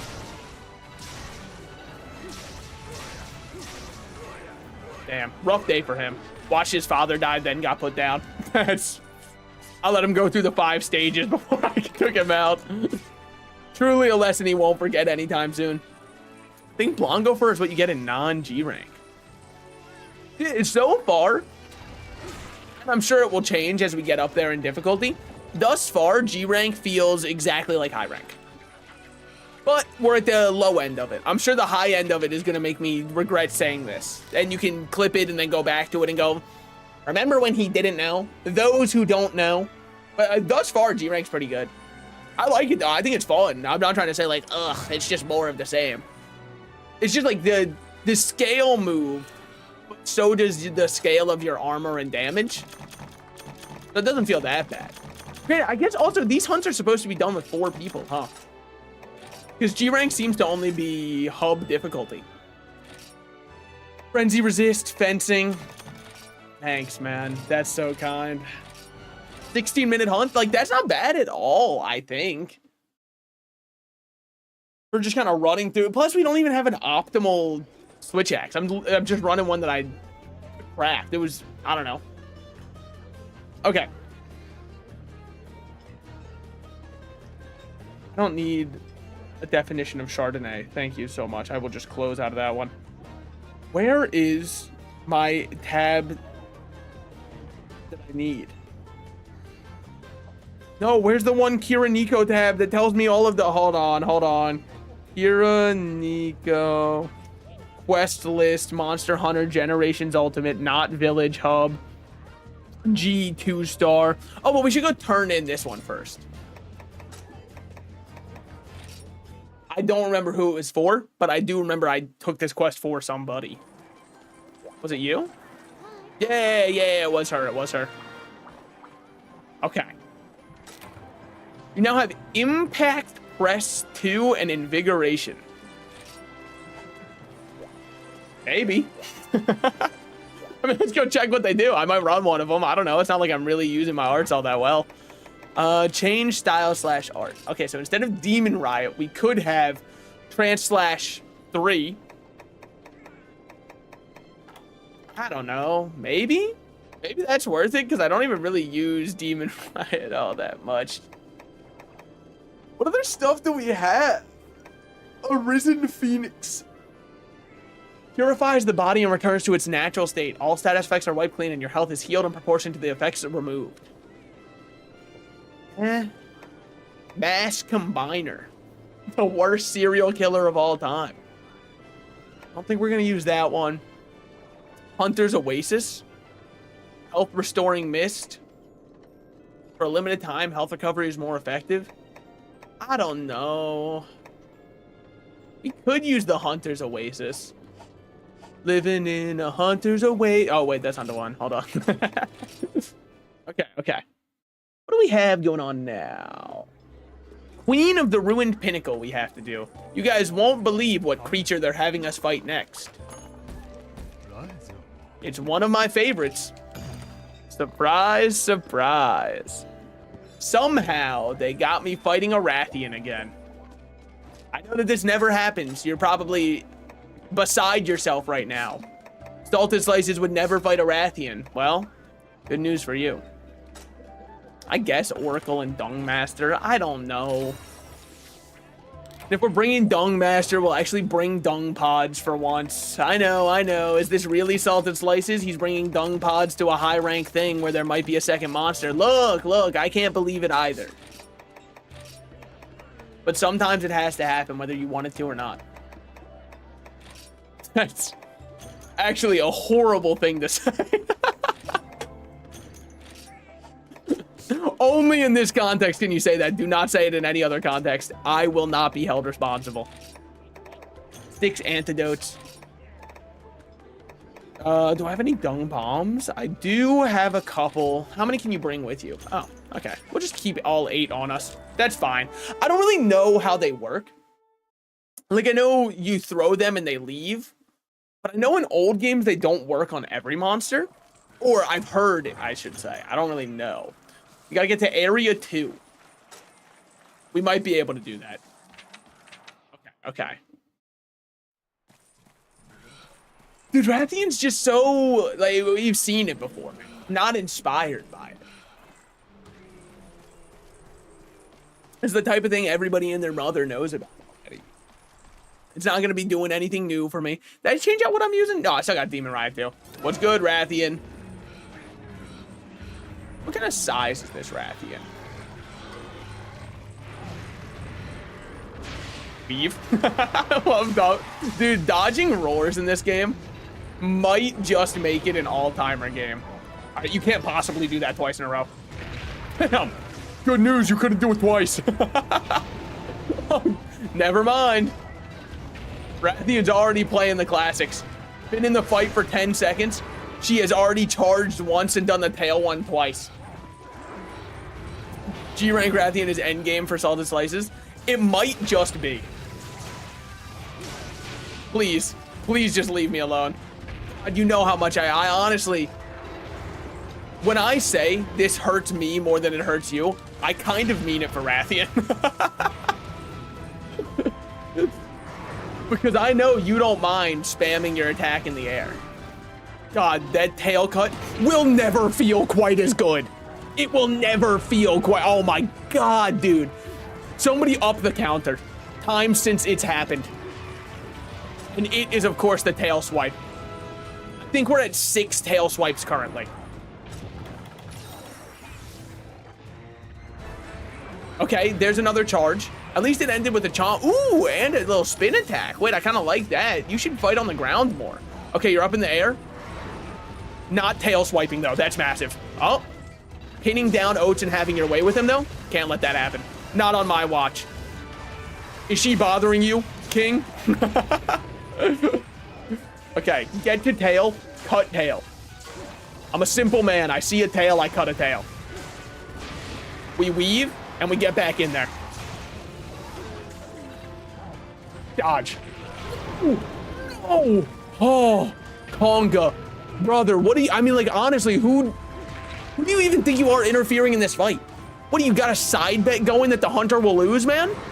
You've got no reason to fight me or Rathian. I guarantee it. It's gotta be the worst idea for you to get involved with this. You're the military in a Godzilla movie when, like, the one infantry guy goes, oh, I've got this. No, you don't. Of course you don't. You're the one, oh yeah, dude, Godzilla's pretty weak to this singular AR-15 bullet. I don't think so. God, you're an asshole. Whenever you do that move, it cements to me that you know that I hate it. Okay, charge right afterwards. Now that's a Rathian classic. Okay, that's a tail swipe, yes. Into, dropping down. Now she might charge. Ooh, into another tail swipe. Wait, that's huge. You want to do another one? There's someone behind you. Oh, different kind of tail swipe. You know, you TikTok ass artist has one song, plays the classics every goddamn time. Fucking Steve Lacy ass bad habits, all you know how to play. sorry. God, it's just so obnoxious. All right. Wait, there it is. I mean, it's just so, might be my single most obnoxious monster in the game. And I can understand that that's not, oh, I thought you were gonna kill me, honestly. Thought it was about to be 3 more tail swipes in a row. Thus far, we are going kind of insane on Rathian. It's not gonna stop me from hating, though. You're flying towards Area 1, fighting in a big open field where she is just gonna do tail swipes and I won't be able to punish as well. Not as huge on that one, exactly, but roars from a distance at which I do not cover my ears. I was not in the nosebleed section, unfortunately for you. Okay, I know what you're looking for. I told you, I knew it. Now land, yes. Now I'm still behind you, what are you gonna do? Oh, charge time? No. I counted 13. Oh, two more to the counter. 15. Okay, and now I'm pinned down and she's having her way with me. That's awesome. She uses that tail to get me in the mood, then has her way with me. That's so sick. She conditioned me, man. I was waiting for the tail swipe. I can hit by the tail swipe here? Okay. We're fine, we're chilling. Charges at me in a straight line. Oh, no. Goes for another pin, okay. Charges. No, there's tail swipe time? No, okay. Honestly, I just can't. I'm out of sync now. They're using different moves. I hit B, but I was in or I was in a ending animation. I was in ending lag. I'll have to study my frame data more closely. Oh, fuck me, man. I was talking with somebody earlier about it. Sorry, I was thinking about the Hunter x Hunter fighting game again. Dude, you wanna know what the saddest thing about this failure of a game is? It's 200 peak players. It's not even enough of a flop that people will know about that it can get a niche video essay about what went wrong with it because it's too unknown to pull any views. That's fucked up. It's like the worst fate for a game. To fail in such a spectacular, and it's right before Stop Killing Games is gonna like hopefully pass something into law that means games will have to remain playable. This game is going to be lost media, man. No one's gonna have it. And I'm surely not gonna be part of preserving it because I'm not spending 60 clams on it. I'm sorry. It's actually more worth your money to give two crackheads $30 each to fight each other. You'll get more entertainment value out of it, I guarantee it. For the exact same price. You could even give yourself a deal and give them 25 each. Weave. Yeah. Did you know that the Rathian has a tail swipe attack that can poison you? This makes it very advisable for you to cut off her tail as the first action you do when fighting her. I'm going for that tail one-track minded. Fuck you. You're such an asshole 2 in a row. You're such an asshole, dude. You are the biggest. Oh, you're such a piece of shit. Oh, you're such a piece of shit. I just want you to know it. I just want you to understand that when I look you in the eyes, I don't even view you as an individual. All right, see you around, buddy. Oh, I see the pain-laden regret on her face, and that's all I care about. Please tell me Konga's not running over here. Okay, good. I was worried that singular Konga was going to be running over. Smelling me, sniffing it out. Probably gone by now. Not yet. Okay.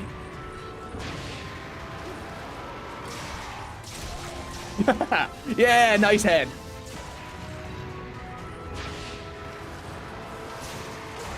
Sweep the legs. Oh, you're an asshole. Okay. Can't really get anything off of that one. You know, I really thought that like that would do something. No. That's easy. That's an easy one. You can do your cool tail swipe. Nope. Like the actual cool one where they go in a circle and then like have a ending attack. Like I actually did mean the words cool when I was talking about your tail swipe, which probably did throw you off. Because every other tail swipe you do pisses me off. Okay, I'm pinned down. Oh my god, they cut off the tail. Whichever one of you was throwing random bullshit, you're promoted. I'm still down here, though. Thank you. I was fetal positioned up. I was just waiting for Rathian to take me. Oh, nice attempt. What once was, huh? Living on to those high school memory dreams, are we? Oh, back when I was somebody. Yeah, Rathian, you're no one. Without your tail, who are you?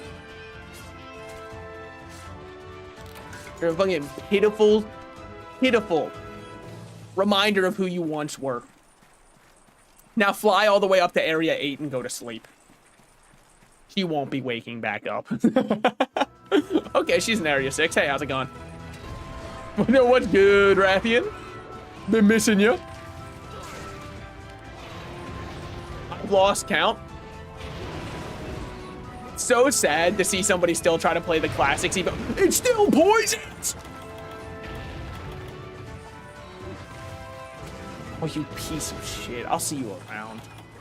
Don't cart me on my way out. Don't come by my house. We're through. Oh my god. This piece of shit ass monster. I mean, how could I have even gotten hit by that tail swipe? I got hit by a nub of what once was.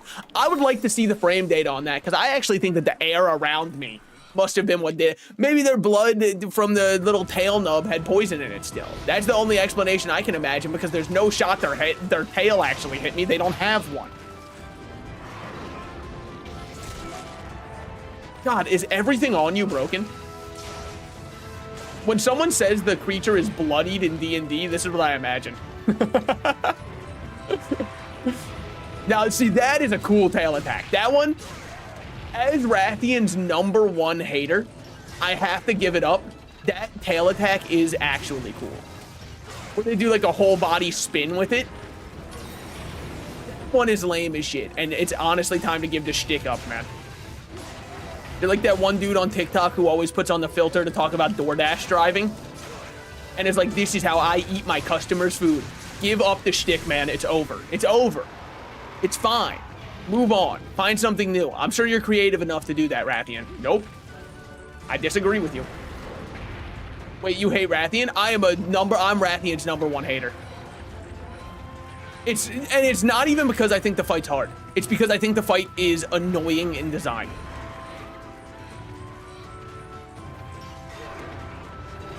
It's the punching bag of the series. Yes. I would like a different punching bag. I don't enjoy the fight. It's just not a fight I enjoy doing, is my issue. I would never say she's like overpowered or anything. I just think she's annoying to fight. Especially because it seems like every time I fight her, and it doesn't seem to happen nearly as much for other people, she only ever does tail flip charge, tail flip charge, tail flip charge, tail flip charge, tail flip charge. It's all I ever get to see. Whenever she does a fireball attack, tail flip. Whenever she does a fireball attack, I'm like, this fight's so easy. She never does them for me. I think we've gotten like 4 or 5 fireballs this entire time for over 20 tail flips. And it's all that I get, man. And it's so obnoxious. And then the poison being the most annoying status effect in the game for your hunter to get hit with, whereas where monsters just fucking shrug off poison like it's absolutely nothing. Like all you did was give them a little case of the sniffles. It's so messed up. They put her where she gets beat up in a lot of cutscenes, like Glavinus and Seregius. Yes, and every time I cheer. Because like I said, I don't think I've ever carded to Rathian. I've carded to Rathalos. I don't think I've ever carded the Rathian, but no, Dread Queen Rathian carded me once, but still. And it was while I was drinking, I was in drink animation for an antidote, but her like giga souped up poison killed me. It was unfortunate. It was definitely a little unfortunate. But even with that, I just don't enjoy fighting her. Because everything's such an active hitbox. It's why I don't like fighting Tigrex, because I don't enjoy monsters where running is 95% of their hitbox. So I think Tigrex also sucks ass to fight, but I know that one's very popular as well. Granted, Tigrex is very easy in this game, at least. I've heard I think it was Freedom Unite that he was introduced in. He's very hard there, but in Generations and even in 4U, he is not hard at all to beat. So I've never had difficulty with him, but I just don't enjoy the fight. I also think he's in Rise, but I've never played through all of Rise. I've made it to high rank in Rise, and then they had like a rampage cutscene that was going on where they were saying, you've got to stop this rampaging monster. And if you've played Rise, you know that the rampages were a horrible idea. Wire bugs are fun, Might I say, a little bit too overpowered, but that's just kind of like what happens whenever they add something new. It just seems to be overpowered. But the Rampages, on the other hand, I actually have no idea what anybody was thinking green lighting those. They're so insanely unfun. See now, right now, she is doing nothing but woo, giving me the fireball attack she normally neglects giving me, and it's the easiest fight in the world. Sunbreak is much better. Yeah, I've never played Sunbreak. Heard it doesn't the one wind dragon I fought here, Amatsu, come back? If so, Sunbreak's it. Wirebugs are okay, Rampages do suck. Wirebugs are fun, but I would not want them to ever become a mainstay. It's kind of like how a little drugs can be fun, but I would never want to get addicted. You know, they were good for a gimmick. I would say they were very good for a gimmick. But that's all they are to me still, is a gimmick, and I don't want them to exist 24/7 ever. Now, as someone who enjoys playing Hammer, though, Hammer in Rise might be one of the most fun hammers because you can just do your flips anywhere. It makes the flips far less special, though, but you can do them anywhere, which is really fun. Flipping on the monster 97 times per fight, I never get old of it, man. I could do it anytime. Great McCall, can I get you to get the fuck out of here? Can I pay you to fuck off? I really just thought that, like, the dung pod would instantly make him turn around because he's stinky. Not the case. How do dung pods work? Okay, there we go. You done? Good. Good girl. Never mind. Sorry, my fault. Okay, we're fine. It's what the BTM does. They add power-ups inside Monster Hunter games. Yeah. Well, that's what I'm saying. Like, it's a very good gimmick. I think it was very fun and well executed as a gimmick, but I don't ever need to see it come back. If you're saying that as like it would be a horrible thing if it came back, it's just because it's been done now. And so at this point, I don't need it to be done again. Because it's more fun when you're exploring gimmicks to explore a different new gimmick each time. Now, B Team is going to have some difficulties with whatever their next game is. And why do I say difficulties?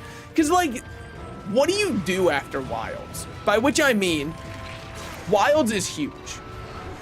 And I know it's lost a lot of its player base and they aren't coming back for the title updates. They'll come back when the DLC drops, almost undoubtedly. What do you do about the fact that the majority of players now, I don't want to say it's a crutch, because I don't think that's fair, but they need focus mode. Focus mode is how they play now, right? Like, they constantly stay locked into focus mode the entire time they're playing. I'm not saying you need to do the wound system, but you've definitely got to do at least focus, right? Because now people need it. Now people want to just be able to hit their trigger button and aim their attacks. So I think it's going to be hard for them to follow up with a coherent new idea while still having that wacky experience that they could adopt in mainline, like how Palamute is now the Sacred. Yes. Whereas Wirebugs were kind of just cut. And rightfully so. Like, some stuff was too overpowered for sure. Like, Wirefall was insane. I don't think I ever got comboed to death in Rise my time playing it. Now, I didn't do any of the insanely hard fights, but I never got full comboed to death just because if you ever get full comboed, bro, just hit the Wirefall button. That's why it's in the game. They have the no, please stop beating me up button. They have the easy mode for you. You're fine. Trust me, I was hitting that button. Why? Well, to be honest, knowing the button was there, it made me go for dumber plays than I should have been going for, but it was fun. I'd be like, you know, I don't think I can really punish this monster. Let's see if I can.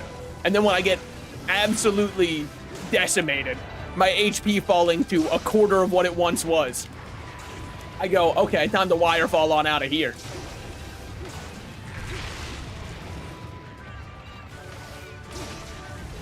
It's also, as fun as Wirebugs were as a mechanic, I think giving too much verticality and mobility to weapons where their only downside is not having that verticality or mobility just makes it so some weapons feel disproportionately without a weakness, whereas others don't feel like they've got much of anything to them. Like, Greatsword being able to jump in the air and do a charge slash in the air on command is kind of insane when you consider Greatsword's normally very slow when you have it drawn. So the idea that you can just give it free mobility like that is a bit too much. And it's going to always be disproportionately stronger for the slower weapons that have more of a, if you're able to get in, you get rewarded playstyle than it will ever have for, like, dual blades, for example.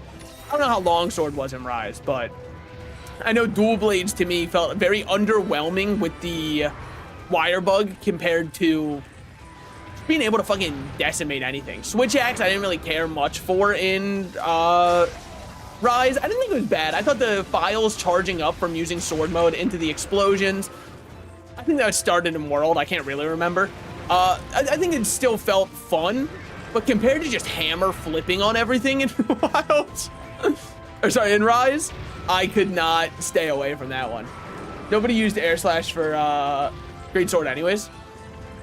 Yeah, but I think it was just also having the option of mobility for Greatsword to jump into the air slash move across the whole map that quickly was insane compared to how normally the #1 downside to a weapon like Greatsword is you're feeling like a 90-year-old man while walking, i.e. me in my sword mode. Which is also why I think that the dodges in this game leading into counters feel so good for Switch X, because I'm supposed to be slow in it. See you guys in base. Remember I said I've never carded the Rathian? One time. You wanna know what the saddest part is? I'm gonna get back here and hit him, or sorry, hit her twice and she'll be dead. I'm not even gonna bother using a max potion. I don't think I need one. But it was my fault. I was ranting too much. I wasn't really watching the fight. I know. Oh, first time for everything, I suppose. It's fine. This is why we run stun resist or something. I probably carded to her before, let's be honest. Well, I mean, definitely when I was starting the game for the first time. There's no shot I didn't card to her. I gotta play around with my mic settings a bit more. I've noticed sometimes it cuts off the start of my sentences, or sometimes it'll cut off the end. It's probably like a gate threshold thing that I have to change. This is more I'm saying it out loud as a mental note to myself, so I remember to do it after stream, which I will then inevitably forget to do after stream. But hey, that's just the salt and slices way. But, you know, I thought Rise was a solid game. Granted, like I said, I didn't even finish all of high rank, so it was solid except for the rampages. The rampages were the biggest slog in almost any game I've ever played. It was so boring. And also, some of them, with, like, the apex at the end of the rampage, it was the most I've ever felt like, okay, this is designed for 4 people in Monster Hunter. Because it feels horrible to have to jump between your different cannons that you're using as one player. It just did not feel good, man. What's good, Rathian? What's good, party people? A little birdie told me it's your birthday today, Rathian. Oh, what the fuck, man? What? Don't do that. Don't come. But, like, I just got here. But I just walked 500 miles, and she's making me walk 500 more? Ah, shit. Okay, that way. Oh, man, all this just to be the man who walked 1,000 miles to fall down at her door, dude. Oh, what's good? Okay, check this shit out. I really thought that would kill her.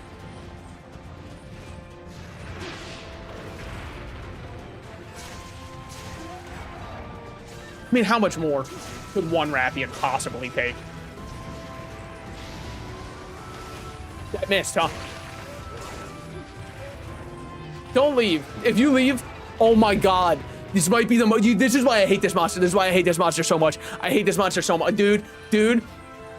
This is, it's so obnoxious. It's so insanely obnoxious. And it knows it. And it knows it too. And that might be the worst part of all. And it knows how obnoxious it is. Ooh, Rathian. Ooh, Rathian, I hate you ever so. Oh, man. It's just not fun. It's just you. In the great words of Shigeru Miyamoto, if it's not fun, what's the point? And I've got some words for Rathian. You're not fun. Oh my god, all she does is run away the entire fight. Dear lord. Oh, and you're not here. Do I have the blimp? I don't have the blimp to wave to. Oh my god. This is why I don't understand how Rathian became such an iconic monster. What about her is likable? Rathalos one-shots me, and I'll give that up, right? Like, Rathalos definitely has some good one-shot combos where I'm like, what was I supposed to do? That's for sure. But you know what? I think I'd rather be one-shotted than have to go on a fucking Lewis and Clark's expedition. All that just for you to die in 2 more slices to the taint. It wouldn't have been me. That's all I'll say. That's all I'll say. I would have gone out a way better way. I was making, just for dinner, I threw in some stuff in the microwave, right? It was just a noodle little dish, and I pulled out the flavor packet that I was gonna add to it, and it said flavor packet, add to taste. But like, obviously, that's how things work. If I didn't add it, I wouldn't taste it. So like, yeah, man, of course I'm gonna add it to taste. Dude, what was that exploding noise? Did Valstrix just land here, man? Dude, Valstrix in G rank's gonna be. You keep hearing that?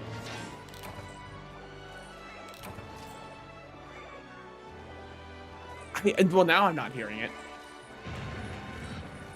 There it is. What is that? There's like a booming noise in the background. Rathian shard, Rathian shard, Rathian weave. Oh, good. I got a conflagrant sack. Thank God. I was worried I wouldn't be conflaking. An old pickaxe. Yippee! 24-minute hunt. I think I was fighting the monster for about 18 minutes. What is this based upon? I don't like the Rathian. That's what it's based on. And you can't make me like her. And I'm not gonna change my mind. Think that's your paralysis demon? Okay. Sick. But good, good. I used to not be able to see him, so at least now I'll know what's happening. Now, what do we have going on here? Not forged weapons. Well, yeah, forged weapons. I want to see if... No, they don't put it here. Okay. There's the Dread Queen. Oh, it shows me what having sharpness +1 changes. Do any of them actually change, like, their threshold? I mean, what I can tell for sure on mine is I've got way more white sharpness than I did before. Oh. I can get a burn a ticket G, more cortexes from a lava Seoth, which we should be able to go fight kind of whenever, I think. I don't know if I can fight the Plesioth. I feel like I should be able to do the lava Seoth whenever. What do you got for me? Just wanted to see, I'm talking to the Master of Style. How about we train together? Great, okay. Share the load. Hunter Art Switch X. Ace Cadet, you son of a bitch. I'm in.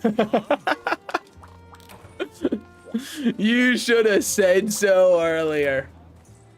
I think every weapon eventually evolves into a greatsword. I mean, greatsword is... It's just one of the most simple... If you'll allow me to Kingdom Hearts pose for a second. It's one of the most simple and clean designs. Like, look at this. You can't tell me that this doesn't go insanely hard. It's the Crimson Goat, dude. Look at this one. That one's kind of sick with it. Yeah, that one I don't really like. That one I'm not huge on. That one's awesome, but that's like for different reasons. The Elder one's whatever. The Silverwing one's so sick. God damn, great swords. Oh my god. Dude. This one's so cool. Giant fucking trowel I found in my mother's gardening kit. Oh my god, that's awesome. The Demon Rod. Yeah, me too, buddy. That's what I call it as well. That's what I would have did. I keep telling him that's what I would have did. Can I make the really sick looking one? Like my favorite looking weapon I've ever seen in any Monster Hunter game? Hold on. Hold on. It was like somewhere back here. I promise I remember it. It was a great sword, I know. Ooh, the Mizu one's so sick. It was somewhere back here. Is it Eldora Blade? It is. Dude, this weapon is so fucking awesome, man. That's so sick. That might be the, I mean, come on. You're telling me you don't mess with this one? That's so cool. And my Switch X, I'll say it. If no one else will say it, I'll say it. Capcom might hate Switch X. Your thoughts on this? Because element files are okay. I'm not trying to say they're bad, but element files only outperform when there's a weakness the monster has to the element, which is kind of the case for every weapon where, assuming the other stats are equal, the element version outperforms because it has element. So honestly, and I haven't run the numbers on it, so maybe it is. Let's say I'm fighting a monster who's weak to thunder, right? As a random example. If I were to use... Oh, that's paralysis, not thunder. I mean, let me just look for one that can fit the example. Yeah, if I was to use this, right? This well, blast is not a good example, because blast... Okay, here's a great example. Frost, right? If I was to use this, the Snow Baron Black Hair Axe, it would deal extra elemental damage because of the weakness that a monster would have to the element. But also just have the 20% increased power that power files give, right? Would that even be better than using a notched axe? Assume the other stats are equal, which would have element file and the weakness to it. I don't think that it would even be that much better. So I don't really understand the point of element files, where against one singular monster, your element file weapon can outperform just like a power version of the exact same weapon you were running, or you can just run a power one to be better against everything. And yet so many of mine are power file, or are not power file. There's so many element files, man. Like almost all of my end game weapons, aside, this one's dragon file, then we have element, dragon, exhaust, dragon, element, para. Like, do you understand what I'm working with here? That's so tragic. They have to hate this weapon, right? I'm not insane. You can, if you think I'm being delusional, you can tell me. But I feel like Switch Axe kind of gets shafted in favor of Charge Blade getting everything. And I have no ill will against Charge Blade players, because I truly believe two goats can coexist, and Charge Blade is also cool as hell. But it feels like Charge Blade gets so much. Like, look how many... I'm assuming you want impact files then? Or I don't really know how the file system works as well for Charge Blade, so I might be wrong on that. But if you want impact, how come 95% of these ones feel like they're impact? Like, the element to impact ratio seems fucked up for how many elemental ones I get on on Switch Axe. And maybe element files are better in this game. I'm kind of applying my 4U knowledge, which is that I only really ran power files because they were all round just way better than having to impact file Switch Axe would make the world collapse. I'm not saying I want impact on Switch Axe. I'm saying give me more power instead of constantly throwing this type of para, element, dragon, poison. Poison file is so useless. It's so unbelievably useless, because poison's the worst element of all time. It's just so sad that, like, come on, man. Poison file. I'm giving up 20% damage so I can poison the monster. In 6 years, I'm sure that kind of damage will catch up to me, but dragon, it's just so sad. Exhaust files are a fun idea that never work. So I don't really know what I'm doing with them either.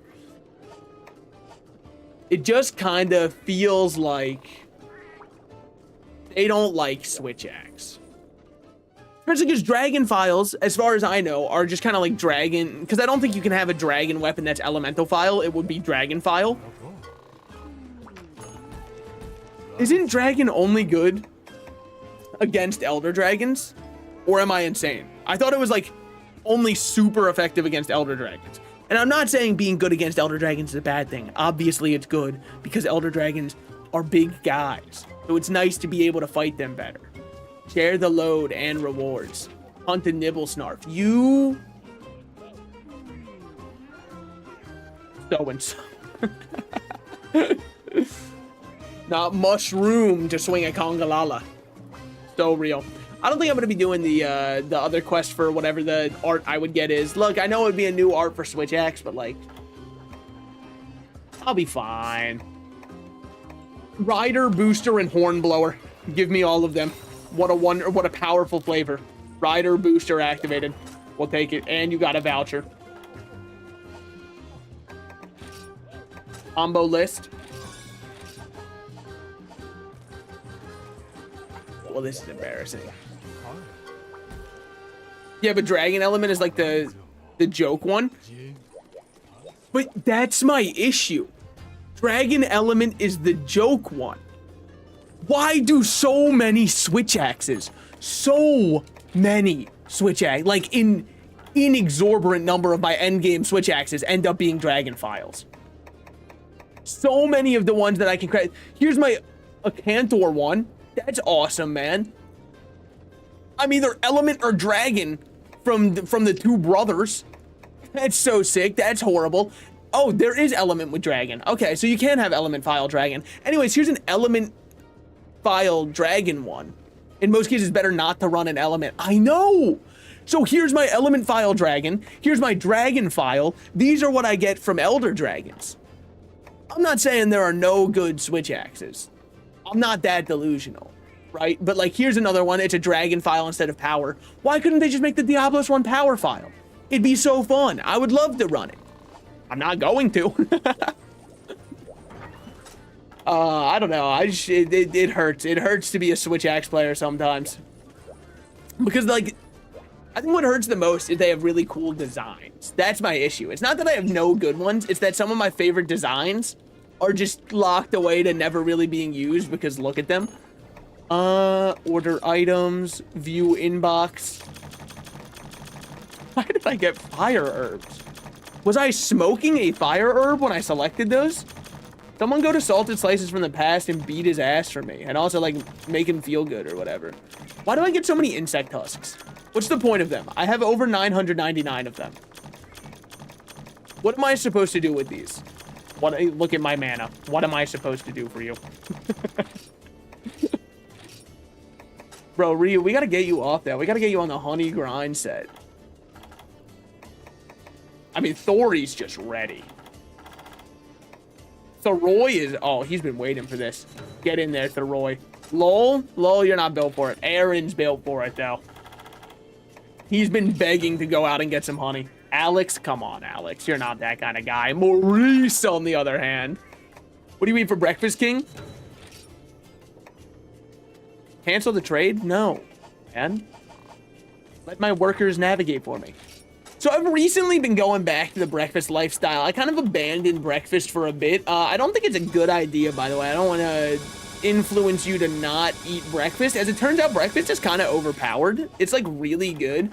So one thing that I like doing, there's two main breakfast items that I have, but one of them I haven't been making for a while because it's a little bit... Ignoring breakfast is peak. Incorrect. Strictly wrong. But especially because eggs are a breakfast food and eggs go insane. Eggs are so good. So like that actually leads directly into what I was gonna say. I like doing the kind of like you do an egg, scramble it up, put it in the pan, put a tortilla on top of it, get that cooking. Then just let it cook and meld to the tortilla.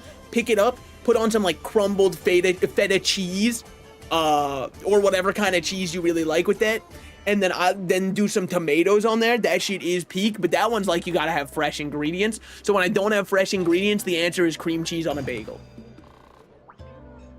It's all you need. It's just like it's a perfect breakfast. They cracked the code with that one, and there's a reason that hasn't changed since. Now I don't just do normal cream cheese. I do like one of the savory cream cheeses, whether it be a chive, an onion, a garlic, you know, that kind of idea. I feel like it adds a lot. Dude, I honestly thought you were the Conga Lala, but tiny, which I guess in many ways. What map am I on? Oh, welcome to the jungle. Okay, we got fun and games. Yeah. Is Red Bull for breakfast doable?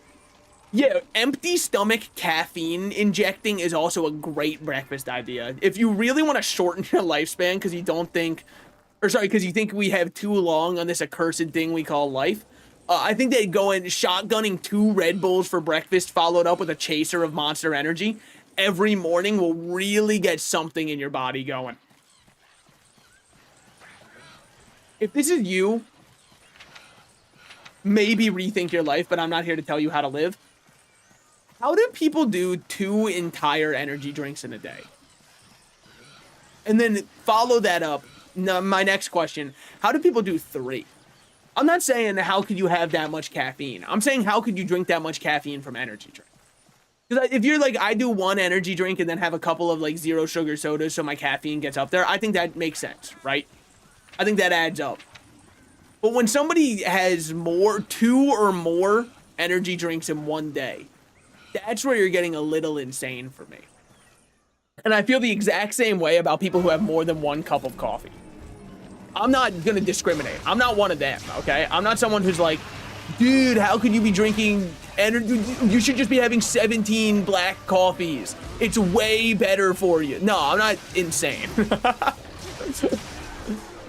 But why would you drink energy drinks in the first place? Coffee's more than enough. I don't fuck with coffee. I don't like its flavor.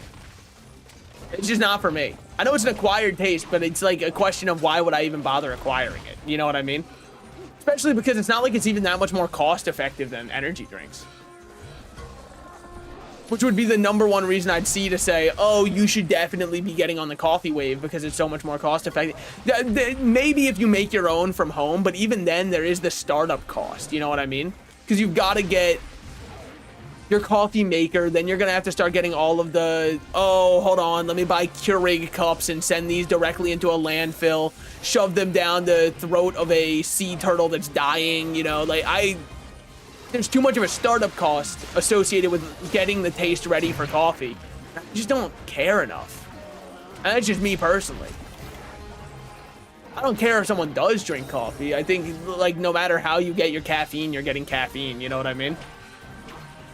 So, now, I think anybody who drinks espresso, you are insane if you criticize someone who drinks energy drinks and you drink espresso. Personal thought. Truth nuke incoming. You are criminally insane if you go, how could you ever have an energy drink? Give me my espresso. That's crazy. You drink pure, absolutely, like, nothing but caffeine and then go, dude, you drink caffeine? What the hell? And then people go, but the chemicals? It is insane to look on the side of an energy drink and look at the, like, percentages of your daily vitamins that they contain in them, because there's no way that that's right. I agree with that, but, like, still. I think if you drink, like, a Celsius also, that's psychotic as well. Celsius seems like it's bioengineered to stop your heart as fast as possible. Because the first time I had one, I was like, what the fuck? Dude, I feel so much more energized than a normal energy drink. And then I realized it's because it's like a pre-workout plus energy drink. That's an insane combo. That's crazy. Giving enough caffeine to re-perk yourself alive and be a pre-workout, I think Celsius probably kills you. That one, if you're against energy drinks, I can stand with you on that one. Because I could feel it. Something inside me did not feel right. By the way, why are we just running around? I'm waiting for the stink to wear off. We're really stinked up around here. Do you just roll? Oh, well, rolling seemed to get rid of it. Oh, shit. Oh. Mail ordered. What's good? Or female ordered. Either or. Outside of a plain scrambled and fresh bread, I make my own bread with coffee. That is kind of sick. I think, I mean, eggs are just like, sorry, Derp the Froggies in my Twitch chat. This is Derp, avert your ears. Because he is allergic to eggs. This might be the best breakfast food that's available, man. Like, for the calories to macros plus taste, it's kind of insane. It's the one thing I have to agree with gym bros on.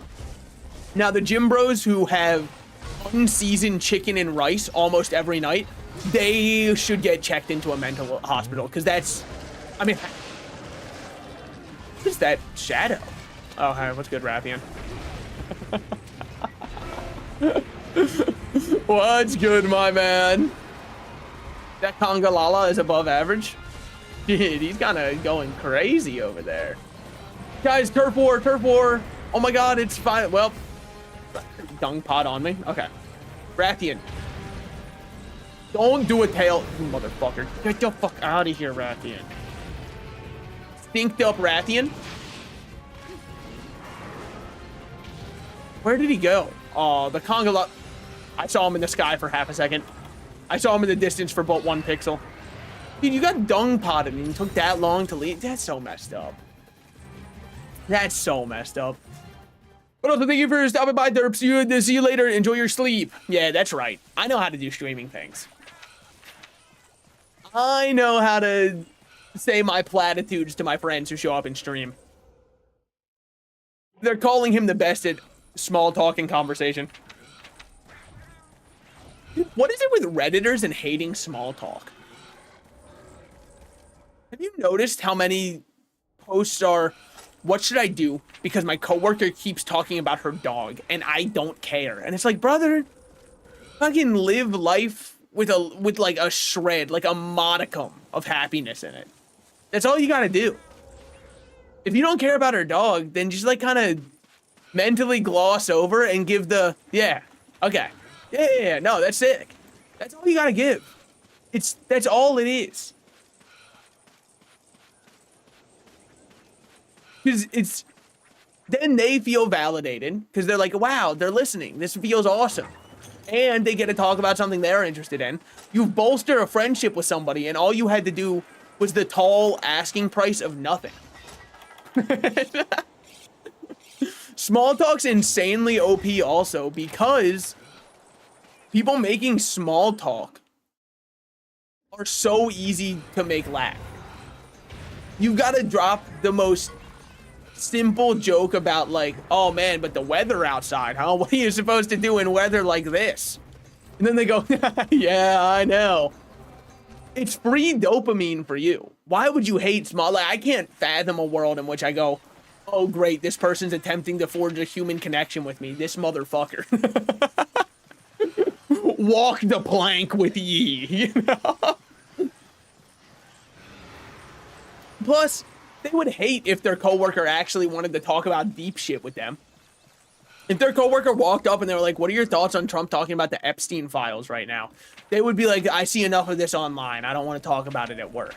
So don't act like it's small. It's just the fact that you're miserable to talk with, I think. I'm also, you hear me say this and you probably,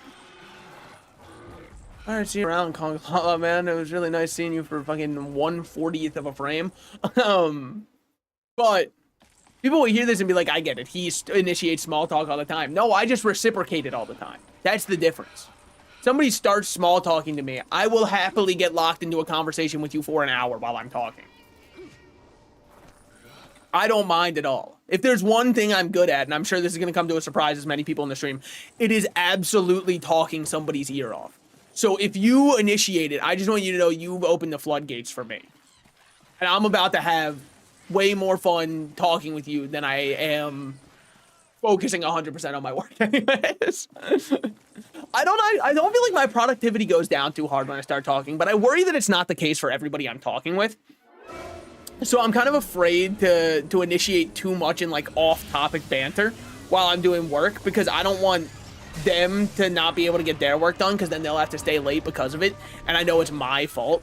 So I just try to kind of let them dictate the flow of conversation, but when it's my turn, when I'm given the talking stick, oh, they'll wish they can take it back. Wait, really? I know.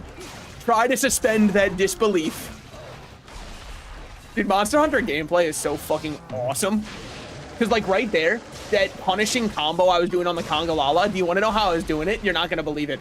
I pressed the X button, followed by pressing the X button into pressing the X button, at which point I pressed the X button to combo into the X button, and then from there, well, I'm sure you can guess. All right, fine. Deal with me, I guess. Woo. Okay, tremors. Big back. Sorry, my fault. That was out of pocket. You didn't deserve all that, Conga Lala.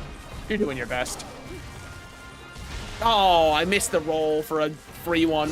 Whoa, plague be upon ye for talking to me. I just think that, like, if you notice that Redditors are horrible in social situations, what's up with that? They don't know social cues at all. I do think it should be a banned subreddit 100%, because the people on it are the most miserable people I've ever seen. With that said, there's two subreddits that come to mind when I say this. r/petfree and r/childfree are both two of the most miserable subreddits I've ever seen. Don't get me wrong. If you don't want kids or a pet, power to you. Making it part of your personality to hate people who have either is absolutely insanity. And could only foster on a website like Reddit, man. Nowhere else would be having people who go, we should all get together and have a community talking about how much we fucking hate that people have had children. That's crazy. And I say this is somebody who really, damn, he kind of burping that shit. Good for you, man. I think this is someone who really does not want kids at all. I've got no desire to ever have kids. I don't feel like, I don't know, because I enjoy traveling too much, and I wouldn't have the money to support a child and travel, so I would rather travel the world than have a child. And you could say that's selfish, but I would also say, like, what the fuck am I birthing my kid into other than not ever being able to own a house of their own, you know what I mean? So, like, unless a lot of crises also get solved in the U.S. for the middle class, I don't think I'd ever be interested in having a kid. With that said, why would I get mad at somebody for having a kid? You know what I mean? It's the most insane thing.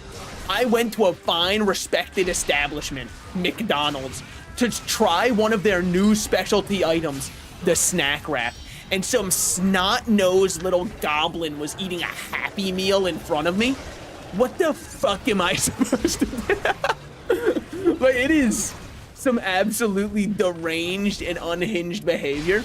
And then if you call them out on being deranged and unhinged, they're like, just say that you have a child. And it's like, oh my God, man. The whole subreddit is such like an us versus them mentality. But the us that they're a part of, or sorry, the them that they're fighting doesn't even know they're in a war, because the them they're fighting is just like, all right, sweetie, let's go to the playground and go play on the monkey bars for a bit. And they're sitting over there like, what am I supposed to do about this, huh? I wanted to play on the monkey bars today, but some little kid took my opportunity. Acting like she owns the playground. It's my jungle gym. I should be allowed to do it. How am I even supposed to get cardio in like this? That should be chill. Now, I unfortunately can't punish him, but on the bright side, yeah, I was about to say, he's going to be a gaseous bomb anyways, so we can just kind of get our Arvin and then go over there and start punishing. Conga Lala, you've been a bad, bad boy. Okay. You can just, like, leave me. That's cool, too. Just like all my other partners. Woo!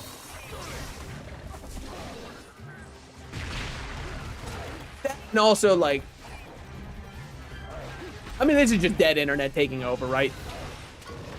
All of the best Reddit subs for, like, reading about psychotic people's lives, such as Am I the Asshole, stuff like that, it's all ruined now because ChatGPT exists. And I kind of, I don't know. It's what's the point? Because it used to be creative writing, for sure. Like, the stuff that was being posted on there was not real.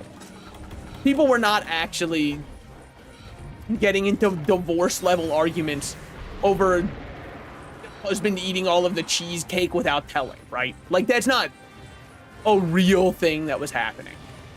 But it was fun to read it and pretend like it could be.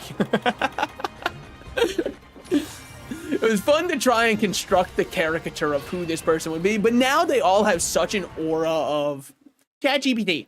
Generate me an iconic Reddit story that will have people in the comments discussing whether or not I'm in the right. And it's so obvious because the way people interact is not human. It feels like the Trivago ads now. And if you haven't seen them before, look up Trivago AI ads. I don't know if AI was used to generate the people in it, or if it was just used to like translate and dub over it. But the dialogue in those ads feels the most robotic out of anything I've ever seen. And also the guy's teeth are too white. This has nothing to do with the ad being good or bad. I just need to put that out there. His teeth are unnaturally white. I don't trust anybody who has teeth that white, because I know you got veneers in, man. And there's nothing wrong with having veneers, but it's just like your veneers are a little bit too on the nose, you know? I can tell too well, and I shouldn't be able to. They should blend in a little bit. But yeah, there's specifically the one I'm talking about. It's 3 dudes at a table talking about like you should have checked Trivago. Dude, the delivery of their lines is very off-putting in nature. Everything about it does not feel right, and which is why I'm not 100% certain it's AI, but I'm 99.9%. And you might say, why don't you just call it AI? I don't know if that's technically like defamation or something. And you're like, but what if it is AI? It probably is. I'm almost certain that it is. Everything about it feels off. Like even the way that the camera frames it, it feels weirdly blurry but in focus the whole time. And I can't describe it other than that. It just doesn't, it has an aura that something's not right here. Also, dung bombs might be the most useless thing in the entire game. Fucking get out of here. How many times do I have to dung before Rathian leaves? Okay, Rathian has left. Well, you know. Turns out not that many. So I just kind of feel like I should be able to punish him a little bit harder, personally. Whatever, we do this. Oh, I thought it would stumble again. Whew. Poor guy, running on empty. I've been there before. Shouldn't force it too much. It's going to cause him colon issues later in life, though. That's what I've been told, at least. Alright, see him around. Well, there he goes. There goes my hero. See you around, Congalala. I mean, this guy could dunk from 4 courts away. That's so crazy. The sheer level of leap he's got to him, that's a different behemoth than me. I wish I had 1 iota of the strength that he did. Where did he jump? It was definitely in this direction. It might just be Area 3, because I know Area 3 has a bunch of congas on the beach. That's actually... Never mind. I'm not gonna make that joke, actually. Upon recognizing that it would most likely come across the wrong way, I'm backing off. I'm leaving it where it was. This is a rare instance of Salted Slice's thinking before he speaks. So, note that one for the history books. See, it can happen, just not often. Where did he jump? No shot all the way to Area 10, right? I mean, he definitely jumped up from Area 1. And he was not in Area 9. He's not over here, because Rathian is somewhere. Oh, there you are. What's good, Rathian? Happy to see Rathian in good health. Just kidding. By the way, I really would like if Rathian was removed from all future Monster Hunter games. I'm sure some people would be shedding a tear going, but Rathian's iconic. I would be the first person doing a little dance on the grave. I would treat the grave like it's Margaret Thatcher's, you know what I mean? I'd be hitting the ding dong, the witch is dead. But I know a lot of people would be sad. Mainly hunting horn players. Why do I say mainly hunting horn players would be sad? Well, the answer that I think hunting horn players would be sad is because the bell is fucking awesome. The bell hunting horn from Rathian goes so hard. I don't think anyone's really gonna miss the armor. No, some people like the female armor just because it's like goofy. And it's true, it is goofy. Bold of you to say. Me and Rathian have just indescribable beef. I hate that monster so much. Hating on the female dragon, sexist? Well, yes. I'm just gonna double down. Yes, and I'll tell you precisely why I hate Rathian. Because of that. It's why I'm fine with Rathalos. No, it is kind of fucked up. Because, like, I actually am fine with Rathalos. But it's because Rathalos fights me. I'm not fine with Azure Rathalos. Azure Rathalos fucking sucks ass. I don't like Azure Rathalos at all. Rathian also doesn't fight me. I'm now stinked up. That's so messed up, man. He was forced to browse an anime forum for 10 seconds. Heartbreaking. Local man can be smelled 3 conventions away. Dude, can I get this stink off me? Dear Lord. I was just on a One Piece subreddit. You can just tell. Bro, it's called my hockey and aura. You wouldn't understand. It's Conqueror's hockey, dude. It's not a new disease. It's not called a fungal infection. It's called Conqueror's. You wouldn't get it. I'm kind of just like my hero, Roronoa Zoro. Can we not? Like, I just want to heal, man. Leave. Alright, well, we'll get 1 hit in there. Dude, if I bounced and died, that would have been really funny. Well, we kind of got horned up. I'm always horned up on main, though, so I guess that's nothing new. Damn, that's rough, man. I beat you up with a unsharpened stick. That, I mean, playground tech. Me showing Kongalala this cool stick I found. Unfortunately, it killed him. It is Konga. Yeah. What did I used to call Kongalala? I think I used to call him Kongala. But now it doesn't even sound right to call him a Kongala. Because, like, where's the other syllable? When I first read his name, though, I couldn't understand that it was Lala at the end for whatever reason. It just didn't stick in my mind. Probably because I was taken aback by the fact that Pyrocynical got a design. I'm like, was he into farts or just inflation? I know he inflates also, but I can't remember if it was both. I know he had a whole video where he was talking about it. Which, I will say, one way to, like, say allegations are false is being like, no, what you have to understand is I'm just into, like, farting furries who inflate themselves. If somebody's willing to admit that, I'm ready to believe them on anything else that they have to say, because those are not kosher ones yet.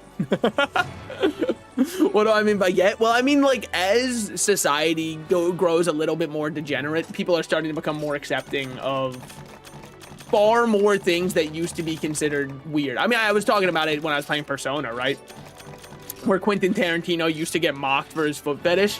But now people are out here in Twitter comments being like, I can't believe she put her grippers out for free. And by which they mean they're like 4 pixels at the bottom of the picture. And like they're unironically saying that with their whole chest on main. Which is how I know that one's become mainstream. That one's fine to have now. Like, you'll probably still get made fun of if you go public with it. But you're not going to get made fun of as much as Pyrocynical did. But hey, like I said, one way to deflect, right? Like, I'm ready to believe him on anything else. Whatever he has to say about whatever the allegations, I don't even remember what the allegations were. I just remember him being like, the part that's real is this. Thoughts on the Kongalala Wilds mod where it's just Gemma? Fuck, maybe it is becoming more normal. Maybe really just anyone can do it. What do we think? Should I go make the Gondava Vandal? It is a new power one. It doesn't have any white sharpness, which kind of throws me for a little bit of a loop. A loop? Holy shit, he's playing Dead by Daylight in his mind. There's like the Brachydios one, but I don't really know where I was ever supposed to get hyper Brack stuff. But then we'd have a 210 power, but this one's 250. So we could just go get Lava Seath and burn a ticket G's. I don't really know where I'd get a burn a ticket G though. Okay. Don't say Inverna, because like, yes. I mean, I don't know how I would get him to give me, hey, my boy, what's good? Ace Lancer from hit game Monster Hunter 4 Ultimate. Complete the G2 commission Basarios for a Lancer gun lance art. I'm gonna keep it 100 with you. I'm just gonna man to man for a second. I am not doing that. It will not be done. I'm sorry. I know myself. I know who I am. Our paying to get, you need to do G rank village quest and then get lucky that the chief will give you a ticket sometimes. How do I do a G rank village quest? I don't even have those unlocked. And I did all of these. What am I supposed to do? And these were not easy also. Do I have to do all of these? The ones that NPCs give you? Oh, man. We might not be getting that burn a ticket G anytime soon, guys. I hate to be the bearer of bad news on this one. But it might take a little bit. It just takes some time. A little bit of, I don't remember. Because every time I hear it, I think alkaline, but I'm pretty sure that's not what they say. Through thick and thin, or through thick and thin. That's probably a Zamtrios one. Zamtrios be worth doing. Well, it'd be an element file one, though, because nothing in this game can be power file. What we got? Reload speed and chance +2. Guys, I have a chance. Attack and cold-blooded. Stam recovery and evade distance. Camo savor and eating. We just have cursed talismans. Mounting +8. Yeah, I already used that one on your mother, unfortunately. Oh, guess we'll just have to drop them over here. Gluttony, C range. Well, yeah, we have better than expert +4. Plus, it has no slots. That's honestly psychotic of me that I almost went, ooh, I should keep this. Travel to Palico Ranch. We won't be doing that. Travel to Hunter's Hub. Okay, we'll see what we got going on over there. I guess I technically have not been here since I unlocked G rank. What do you got for me, big dog? Bistro ticket G. What else you got for me? A bistro ticket G. Great news about bistro tickets. You got plenty of them. Actually. Hold. That makes me wonder. Because I think we can make like a cheese wheel switch axe. But I need Palico ticket G. But then we could make this one if we really wanted. Is it worth it? I feel like purple sharpness, it has to be worth it, right? But this one is 250. 250 is a lot of raw, man. That's a lot of raw. To give up just to have a little bit of paralysis luck? I don't know. I feel like 250, but it is purple. Purple sharpness does have a better modifier on it, but we're then also not getting anything from our sharpness skill because it's capped out. Sorry, let me put on the nerd glasses. I know. Never mind. My hotkey didn't work. Give me another second. Wait, why is my hotkey not working at all? Did my hotkey not get carried over? Some of them did, but not all of them. And I don't know why.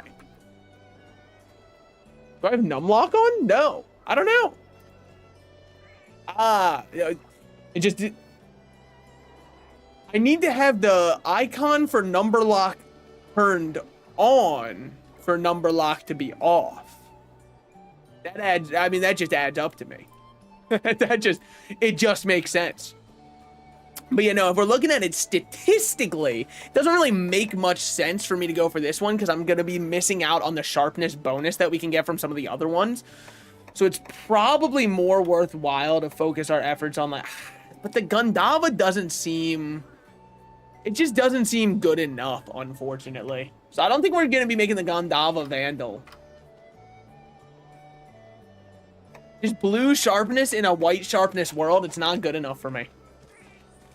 I'm sorry. God damn, we're dripped out in our Siennatar outfit, though. Your best switch axe is going to be Elder Axe until you get the Dragon Ripper Axe. That's a fucking awesome name. That is named like dudes who ride motorcycles named it. That's so sick. Hunt a Nursilla.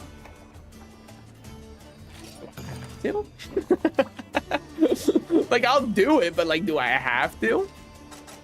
Also, GU, this is my first time playing through it. So it doesn't, me playing through it, it doesn't really make me that nostalgic for it as it.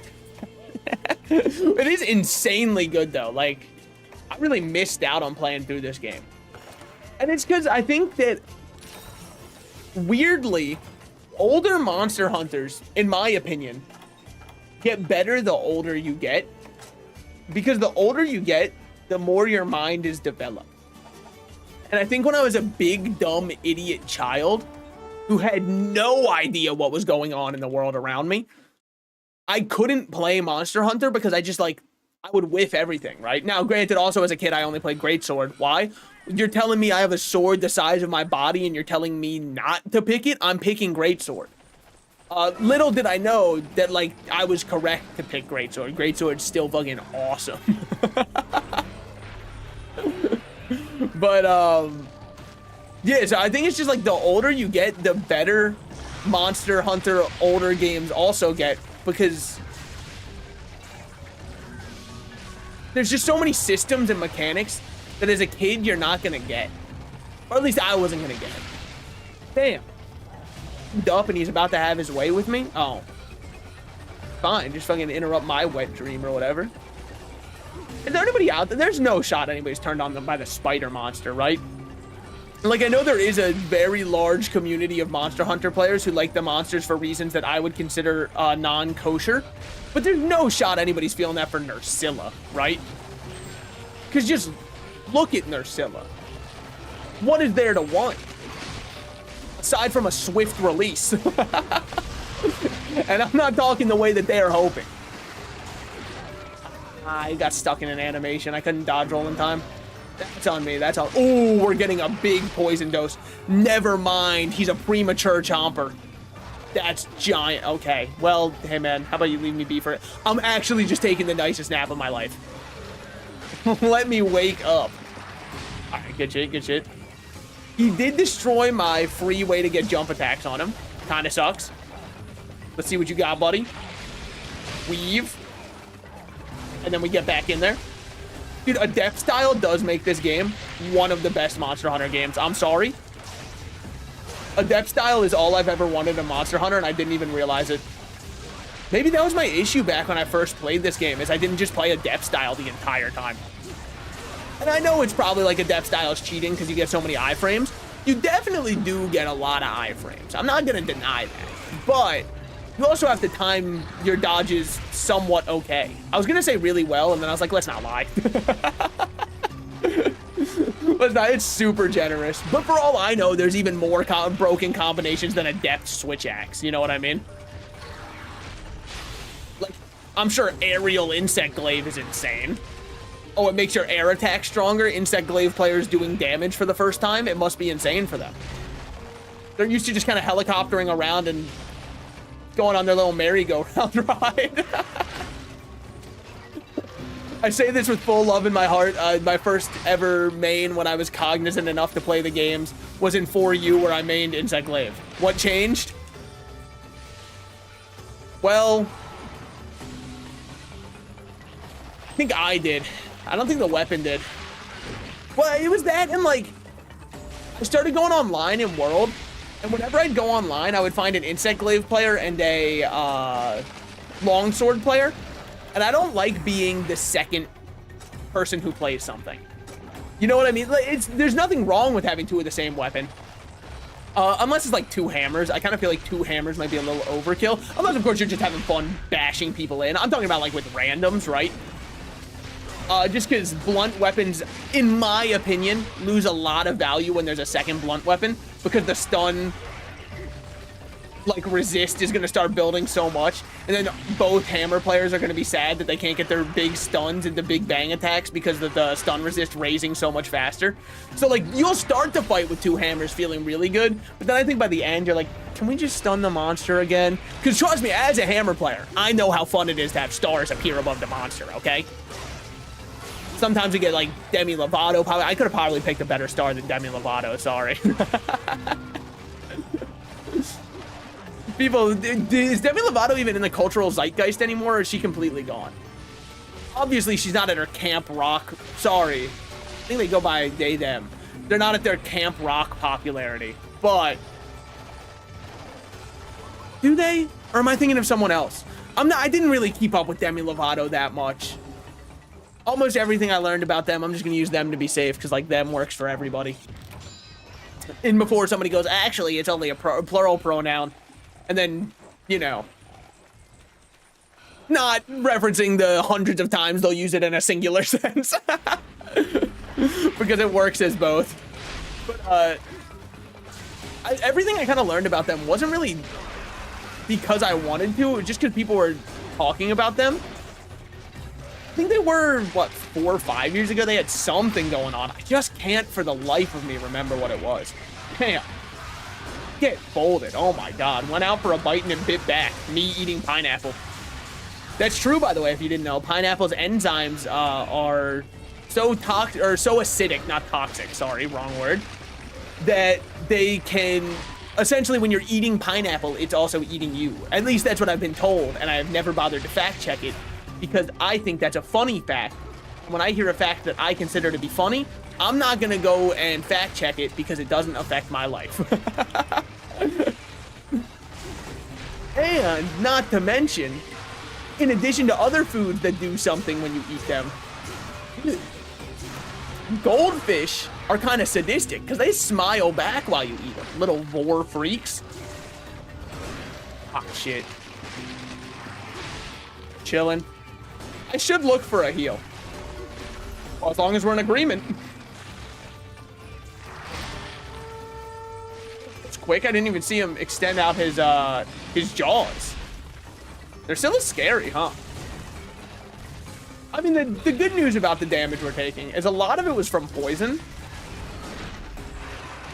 Oh, thank God. That would have been a devastating bounce. And the reason that's good news is because if we happen... Congalala. Didn't we just do this shit, man? Didn't we just have our song and dance together? You already got a tango, man. All right, hold on. We'll walk out, heal up, and then sharpen anyways. Because we kind of need white sharpness against him. Otherwise, we're going to keep bonking like that. Granted, even with white sharpness, we can bonk, but it's a little less likely. Just a smidgen. Only a spoonful, as they say. Hold on, let me actually take a sip of water for the first time of the stream.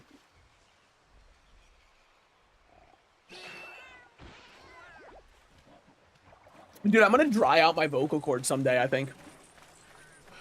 It's fine. It's called, you train every muscle to exhaustion, hence the reason that I always drink an energy drink when I stream. I don't always, by the way, but I do sometimes, depending on how long my day at work was before. But it's why I always drink energy drinks. Heart's just a muscle, train it to exhaustion. It's also why I don't drink enough when I stream. Drink enough water, because as far as I'm concerned, the throat's just a muscle, and I'm gonna keep training it. Till I've got the strongest throat game on Twitch. Boy, I sure hope that that doesn't get construed in any other... What was that? Which one of you little fuckers sent a bomb my way? No, I'm not gonna believe that Congalala just farted that one out from over there. I'm sorry. You're gonna have to try a little bit harder than that. Wait, Nursilla is in this game. Sorry. Obviously, Nursilla's in the game, because I've been fighting them. I just meant, like... I kind of forgot that I fought them before this. And being in this area fighting Nursilla on my Nintendo Switch has reminded me, oh yes, I have fought this exact fight before. I remember fighting in this area, and I'm not just talking 4U. Obviously, I remember it in 4U, but 4U's graphics are a little bit different. And I do mean a little bit when I say a little bit. Ooh, wait a minute, you're down a claw. Are you down both claws? If so, big news for me. Oh, I ran out of juice, man. I shot a blank in the biggest moment. Oh my God. Now that's just so unlucky, dude. It's not really unlucky, it's unskilled because I wasn't looking at my meter, I know. However, why would I ever take personal accountability for something I can blame on other people? You think I'm in the streaming business because I want to take personal accountability? All right, buddy. The words "I'm sorry" aren't in my lexicon. Who do I remind you of? No, I definitely should have been watching my bar. Whatever, it's no big deal. Look, it's a single player game. I didn't even get punished for it. I just didn't get maximum damage. So it didn't even hit me afterwards. I don't know where he ran to, though. That's the only issue. I wasn't really paying attention to that. Well, he got him burrowed underground, so he could be anywhere at this point. He could be any one of us, even me. So when am I going to get the Dragon Ripper axe?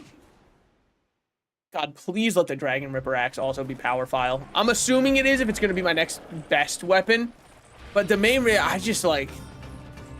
I'm getting so tired of the elemental files and the dragon files, man. I can't do it anymore. It's getting to the point where it's like every single weapon cannot be usable. And it's so messed up. And before I hear that element is not that unusable, yeah, but you have to make your entire build around it to make it around 10 to 20% better than a power files equivalent to it, which is just so much more work than I'm willing to put in for that. You know what I mean? I'd have to get like ice attack up, element procs, critical status, all that kind of, or sorry, critical element, all that kind of stuff popping before I get any real value out of it. And like, that's just not me. Dude, why is he not doing the attack? After he binds you up, he's supposed to know how to pull you in. Did this guy skip a day of his school? Because he is doing part 1 and firmly missing part 2. I'm just waiting for you to get out of the poison. Thank you. Took him a while. Now give me a ride. Oh, come on. Monsters will do anything but let me ride them. Well, I somehow did not get hit by that. I'm getting hit by this one. Yeah. Gonna take a little nap real quick. Garfunkel Oats, you guys got anything for me? No? It's chill. They're still woke me up too. Kind of like the best alarm clock I could ask for. All right, wait for it. The still skittering is really funny. This is a monster that would be pure evil. Because sometimes I look at monsters, I'm like, they're just defending their habitat, you know? Like, how could I get mad at them for just defending the place they call home? Nursilla feels like it would bully orphans for fun. Set orphanages to flames just to see, like, something happen. Just so it can feel an emotion. Kind of like, when you say, like, I know it bullies Gypceros in lore. I don't view that as a reason to be upset at Nursilla. If anything, that's, like, probably the best thing it can do.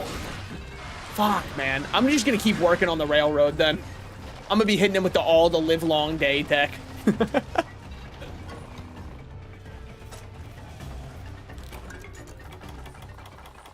Me interviewing, or me when the railroad worker is on the witness stand. So I'm supposed to believe you were there all the live long day? Curious. Don't do it. All right. Buddy.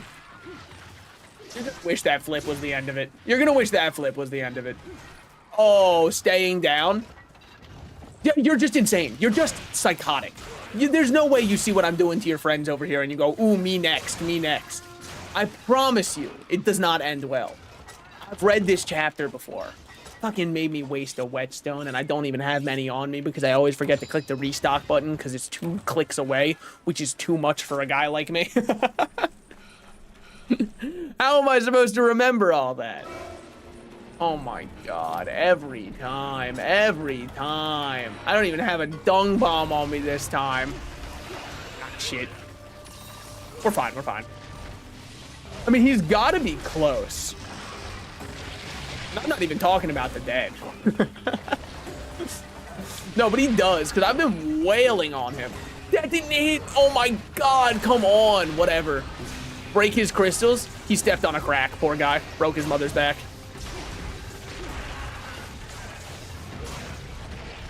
Yo, I was thinking about it the other day. Isn't it kind of messed up that we don't really have like a male equivalent of bitch? Because I've been told you shouldn't use the term bitch as much because like it's always been used to degrade women or whatever, right? I say or whatever. That's the reason. So I've been, you know, somewhat trying to make it out of my dick. Yeah, but dick doesn't even feel, dick feels like a term of endearment. You know what I mean? Like, oh, you fucking dick. You can't tell me saying, oh, you fucking dick and you fucking bitch have the same connotation behind them. One of those is far more charged than the other. I think it's messed up, and I don't know what the equivalent would be. And don't say, like, oh, there's obviously the F slur for gay people, because, like, I don't think that one counts either. Because people use that to go both sides. I don't think you can just... I don't think that's an equivalent either. Is it worse? I don't know, man. It's fucking... Let's make a slur tier list, I guess. Then I'll really figure out where I feel on it. I don't think I've felt them out enough. We'll make a slur tier list. I'll say each one right before I rank it to see how it feels moving off the tongue.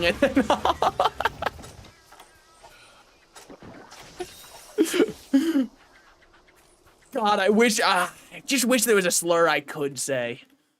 I mean, I guess technically I can say the very F one that I was talking about because I've slept with dudes. But it still doesn't, like, it feels like Twitch would ban me for that one. You know what I mean? Which is fair. I think they probably should, whether you've slept with dudes or otherwise. But I would be whipping, I feel like if I had one that was at my disposal, I think I'd be spamming it off cooldown. You know what I mean? Like one that was societally accepted for me to say. I think that shit would become my catchphrase. I don't think there is one. Nor do I have any desire to say the ones that currently exist, because, like, not my place, unfortunately. As much as it would help the tier list out, but yeah, no, I feel like there should be a male equivalent to bitch that's, like, just as demeaning as bitch can be. Well, I kind of have been taking, aside from in video games where I would call, like, example, Rathian a bitch, but I think that's very different because Rathian isn't a real person. I've only made sure to, like, make sure if I'm calling something a bitch, I make sure they're, like, a dude, so I can be like, that's in my weight class. That one I'm fine to say. That one, he's with me. All right, we got our Torpor Sax and a Nursilla Hard Claw. You're goddamn right it is. Do you mind, Kongalala? What's good, Valstrix? Look at him up there. My man's chilling. I mean, I don't think it's fair that there's such a charged one way and not the other. But I don't know what I'd want to be the equivalent. I know that it wasn't... Let me check. I've heard people say that, like, you shouldn't say the term dude. Because it's got, like, some kind of origin that's messed up or something like that. I don't know if it's actually messed up or if it's, like, pseudo messed up. Hold on. Let me look up dude origins. Fucking, I'm just gonna get the Big Lebowski. Originated in the late 1800s as a term of mockery for men who were overly concerned with their appearance, especially those imitating English styles. So as it turns out, it just meant, like, you dressed stupid. Which I don't think, even if we're to go back to those standards, I think dude versus bitch, unfortunately, dude is so outclassed. One is like, look at this dumbass, he's got a feather in his hat. And the other one has been, you know, used to try and keep people down. It's punching way too out of its weight class. Please take your time in selecting, I always do. How many G-rank quests do we have left before we're done 2-star G-rank? If you do the next stage of evolution, that would be this one. And then there's also That's No Rock. Okay, we have 2 left. All right. I've been going about 3 hours. Sorry that my streams have been a little bit shorter this week. Yesterday, as you know, I was sick. Today, I'm still feeling a little bit off enough that I'm probably gonna end here. Sorry, I almost fucking threw up, I think. Off enough that I'm probably gonna end here. And then next week, I'm down to do some DBD streams, honestly. I don't know how in everyone will be to watch, but I'm super down to play some Dead by Daylight. I want to learn the game, and I feel like what better place to learn it than on Twitch, where everybody's always so kind and welcoming? Where people are always so nice to beginners who are still learning. I feel like it's a great idea. And maybe I should change my name on Steam to TTV Salted Slices, because I think that'll really get kind and nice people to show up into stream and go, excuse me, sir, while playing Killer, you actually shouldn't be doing what you're currently doing. And we'll have civil discussions, as it always goes on the internet. So I will see you guys next week for Monday, Munter, Tuesday, Dead by Daylight, Thursday, Munter, and I'll figure out what I'm doing Wednesday. But look at that. I've got a whole schedule. Doesn't happen often for me, but I do have one. Minus Wednesday's a wild card. I don't know. Maybe I'll just do like a 2-hour-long stream with like a foot cam, and you guys can just watch that. Give people the content they've finally been asking for, you know? But thank you guys for coming out. I had a great time streaming. I hope you had a great time watching. And I will see you all next time. Peace.